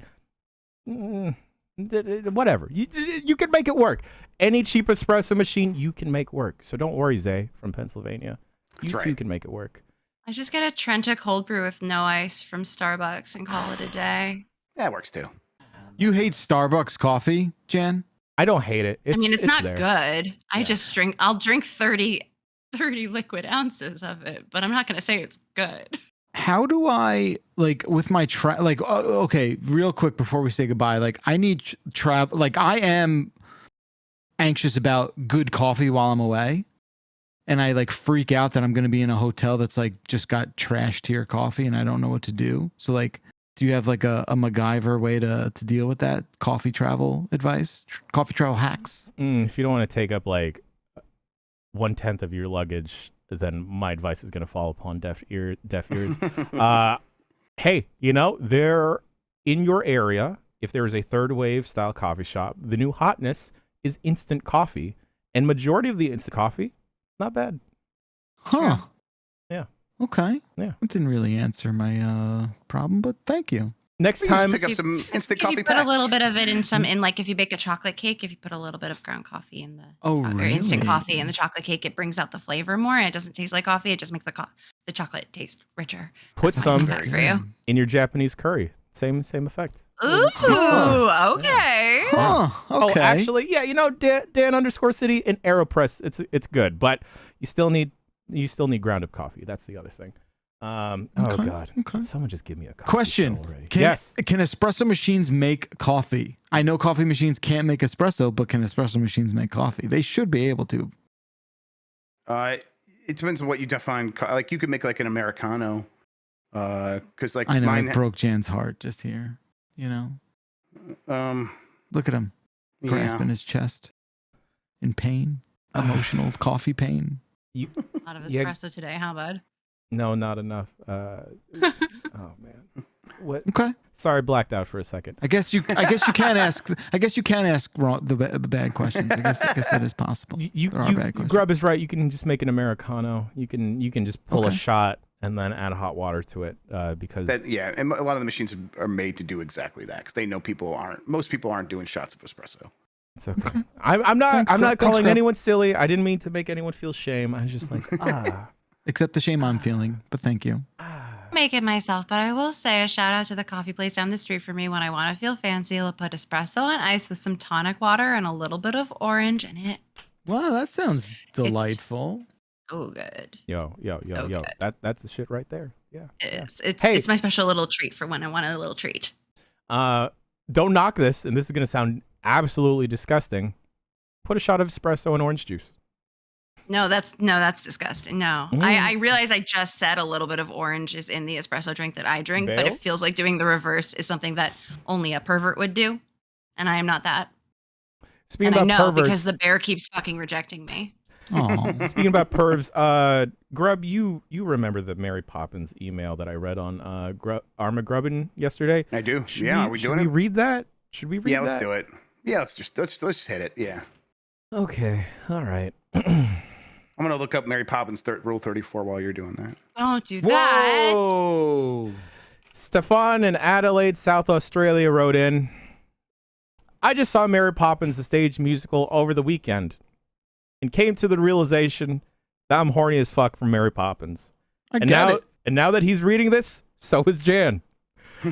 Just think about it. You get the Dommy Mommy adjacent role with 0% incest, and you're not dogging one of your parents for life with a stepmom fantasy. Just think about her lifting up that bustle and sliding down your banister. You know, giving you all kinds of sugary medicine. Well, no, Wait there's for more. Jan, I know you're desperate for that supercalifragilisticexpialidocious. I bet medicine ain't the only thing. So good. Whispering it doesn't make it less bad. It makes it worse. I bet medicine ain't the only thing a spoonful of sugar helps go down, if you know what I mean. Get nanny pilled. Love from Stefan, Adelaide, South Australia. And now let's Stefan, get to the shouts out. You wrote that really well. Like that was Yeah, it was well beautiful. That was composed. like Gorgeous. we said. Gorgeously on the composed. It's poetry. Yeah. Yeah, that's fucking 10 out of 10 right there. Julie Andrews does look great in that movie. Like I know we're talking about the stage musical, but that's a rad wig look. Oh no, for we're her. talking Julie Andrews, Bailey. Yeah, she's hot in that movie. No doubt about it. I'm always Got a talking great Julie ass. No She's need also for- a woman with a job. Sure, right. And they're fighting Money. for the right to vote while you're objectifying her. Shouts out to nannies. You know, I think nannies just great across the board. Have Hell women yeah. not suffraged enough? Suffrage. Yes, Bailey very much against women's suffrage. Yes, gotta end it. All right, we've got to the shout outs. Let's see if everyone behaved. We're only keeping it to 50. Sean, thank you for policing this. Always be clothing. Thank you also for keeping them in line.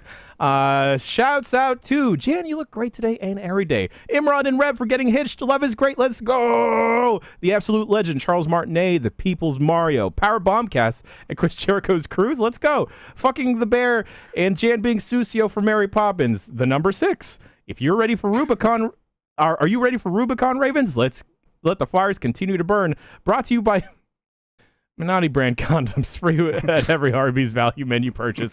Not for human use. Certain conditions apply. Next week on Giant Bomb, Grub's Pervy Game Club and Hentai Hoedown. What drinks am I buying you boys after the PAX panel? Actually, the solstice oscillates between the 20th, 21st, and 22nd. All hail declination of the earth. You're crumbelievable. You're crumbelievable. The poop cruise, where you're stranded in the ocean for 5 days, shitting in hazmat bags and living in the tents on the deck. Vincent James Caravella. Jan, this is the CEO of your company, Dave Fandom. These reports here say that shout-out section is the most popular and important part of the Bombcast. No more limiters. We need our hour of shout-outs. 1 sock cutter. He cuts socks. 2 sock cutters. They cut socks. 3 sock cutters. They cut socks. 4 sock cutters. They cut socks. Nice. 5 Good sock job. cutters. They cut socks. They all cut socks together. The number, I don't know if that was it. Jan, the number 4. Jan, this is CEO of company Dave Fandom. The shout-out section is the most popular segments, and I command you to take the limiters off next week. Unlimited shout-outs. Hey, Nose, fuck you. Hey, Nose, I love you. Don't let your friend hurt you like this. Tommy Tellerico. Oof, no shouts out to him, actually. Yeah, come on. Full body workout every day. Is it safe for a dull body workout every other day? I only have a limited number of days that I can go to the gym, and lately, instead of doing upper body or lower body, I just do full body strength workouts. The Dumbest Boy Alive, pretty good. Episode 6, YouTube, and an episode of Mega 64 Flame Theater, El Palo Loco, Dahomey, Choo Choo Gang, Grub, 24 check. So he got this guy in a headlock in a stadium, like in a stadium when you like go down your seats and there's like that little hallway you walk down. He gets the guy in a headlock and he runs on the wall and snaps.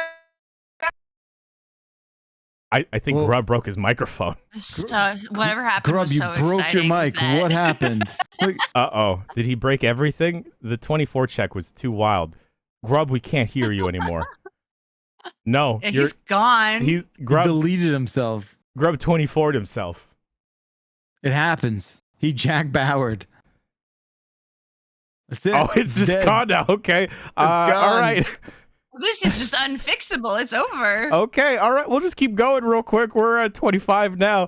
Did you guys know Jonah Falcon is a big fan of Papers, Please? There's legitimately a bridge in Portland called the Tillicum, and it's a Chinook word. Did he say it? Did Jan say it? Boom, we got him. As Jack Black, peaches, peaches, peaches, peaches, peaches, peaches, peaches, I love you. Don't lose the hair, Jan. It's too beautiful. Jonah Falcon, PAX West, GB collab. When? Come on, Jan. Someone has a porn star interest. Not a porn star. He fucked many Oscar winners / noms. But is Jonah Falcon's penis really 9 inches flaccid? Looks like 6 inches to me. I think that man is capping hard. Grub, Columbros, check it out. Oh, well, we can't do a Columbros check because he's his mic just died. Bacalar's early old man get off my lawn energy makes me feel seen. Throwing a bucket of chicken into a crowd of people. Can I get 1 Dick's Deluxe, 1 fry with 2 ketchups and a scoop of maple nut? Carlack's best girl, Red Devil Mommy, Ladyfish and the Bluey crew. Paying extra for ennui. Oh, let's freaking go. Thanks, Bless. I forgot to touch that one to answer the call. Can I get Wiki Wild West, Jim West, Desperado, Rough Rider, No You Didn't Want Nada, Chris Maloney's Commissioner Gordon, and Harley Quinn animated show. Yo, he's so good, we're high-fiving right now. The Columbo YouTube channel started posting Mrs. Columbo clips, lol. From I Show Speed to I Show Meat, RIP, brother, less than 3. Jan, you look fabulous. Back-a-cack-a-lar. Bailey, you look great. Scopa, Grub, you look grubby. Ohio, I really wish that they would bring back the original KFC chicken snacker sandwich with the herb mayo. They were only $1, each delicious. 50, y'all blink. We could have held the line at all 50s. Worked so well. The week y'all copy-pasted Jan, didn't read them all. Freedom or death, shout-out section.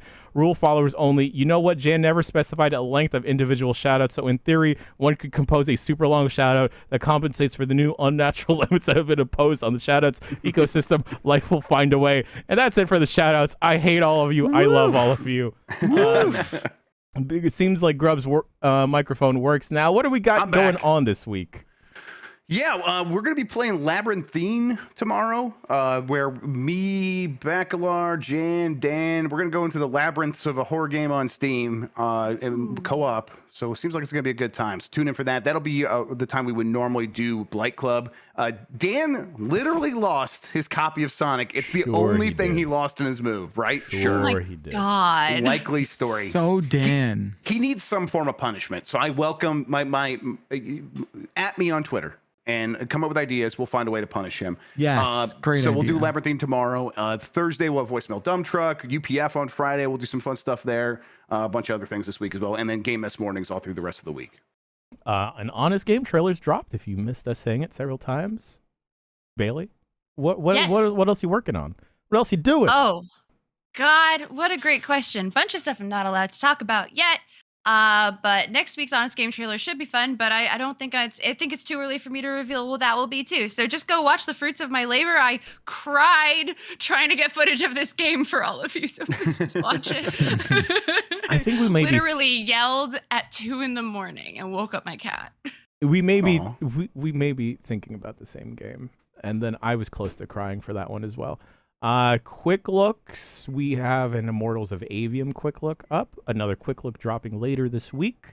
Folks, we got some stuff. We got some games to talk about next week. So tune in next week for another episode of the Giant Bombcast, God's favorite podcast. I have been Jan. He has been Jeff. He has also been Jeff. And she has been Bailey. And you at home, just go drink a glass of water. Just go stretch. Just wiggle your wrists a bit, you know? Just keep going. Just keep going. And we will see you at PAX next week, actually. Right, Grub? That's right. Into that weekend. But yes, absolutely. And hey, shouts out to the person that made a little Giant Bomb trading card game. I'm still on the quest for making cards. We got to do it. We got to get there. Oh my God, my card is so cute. As soon as I saw it, I was like, oh my God, it's me. I was so excited. I appreciate that there's a debuff if you play me against Bailey, but there's a buff if you play me and Michael Heim together. Of course, that's how it'd be. I'll see you next week for another episode of the Giant Bombcast.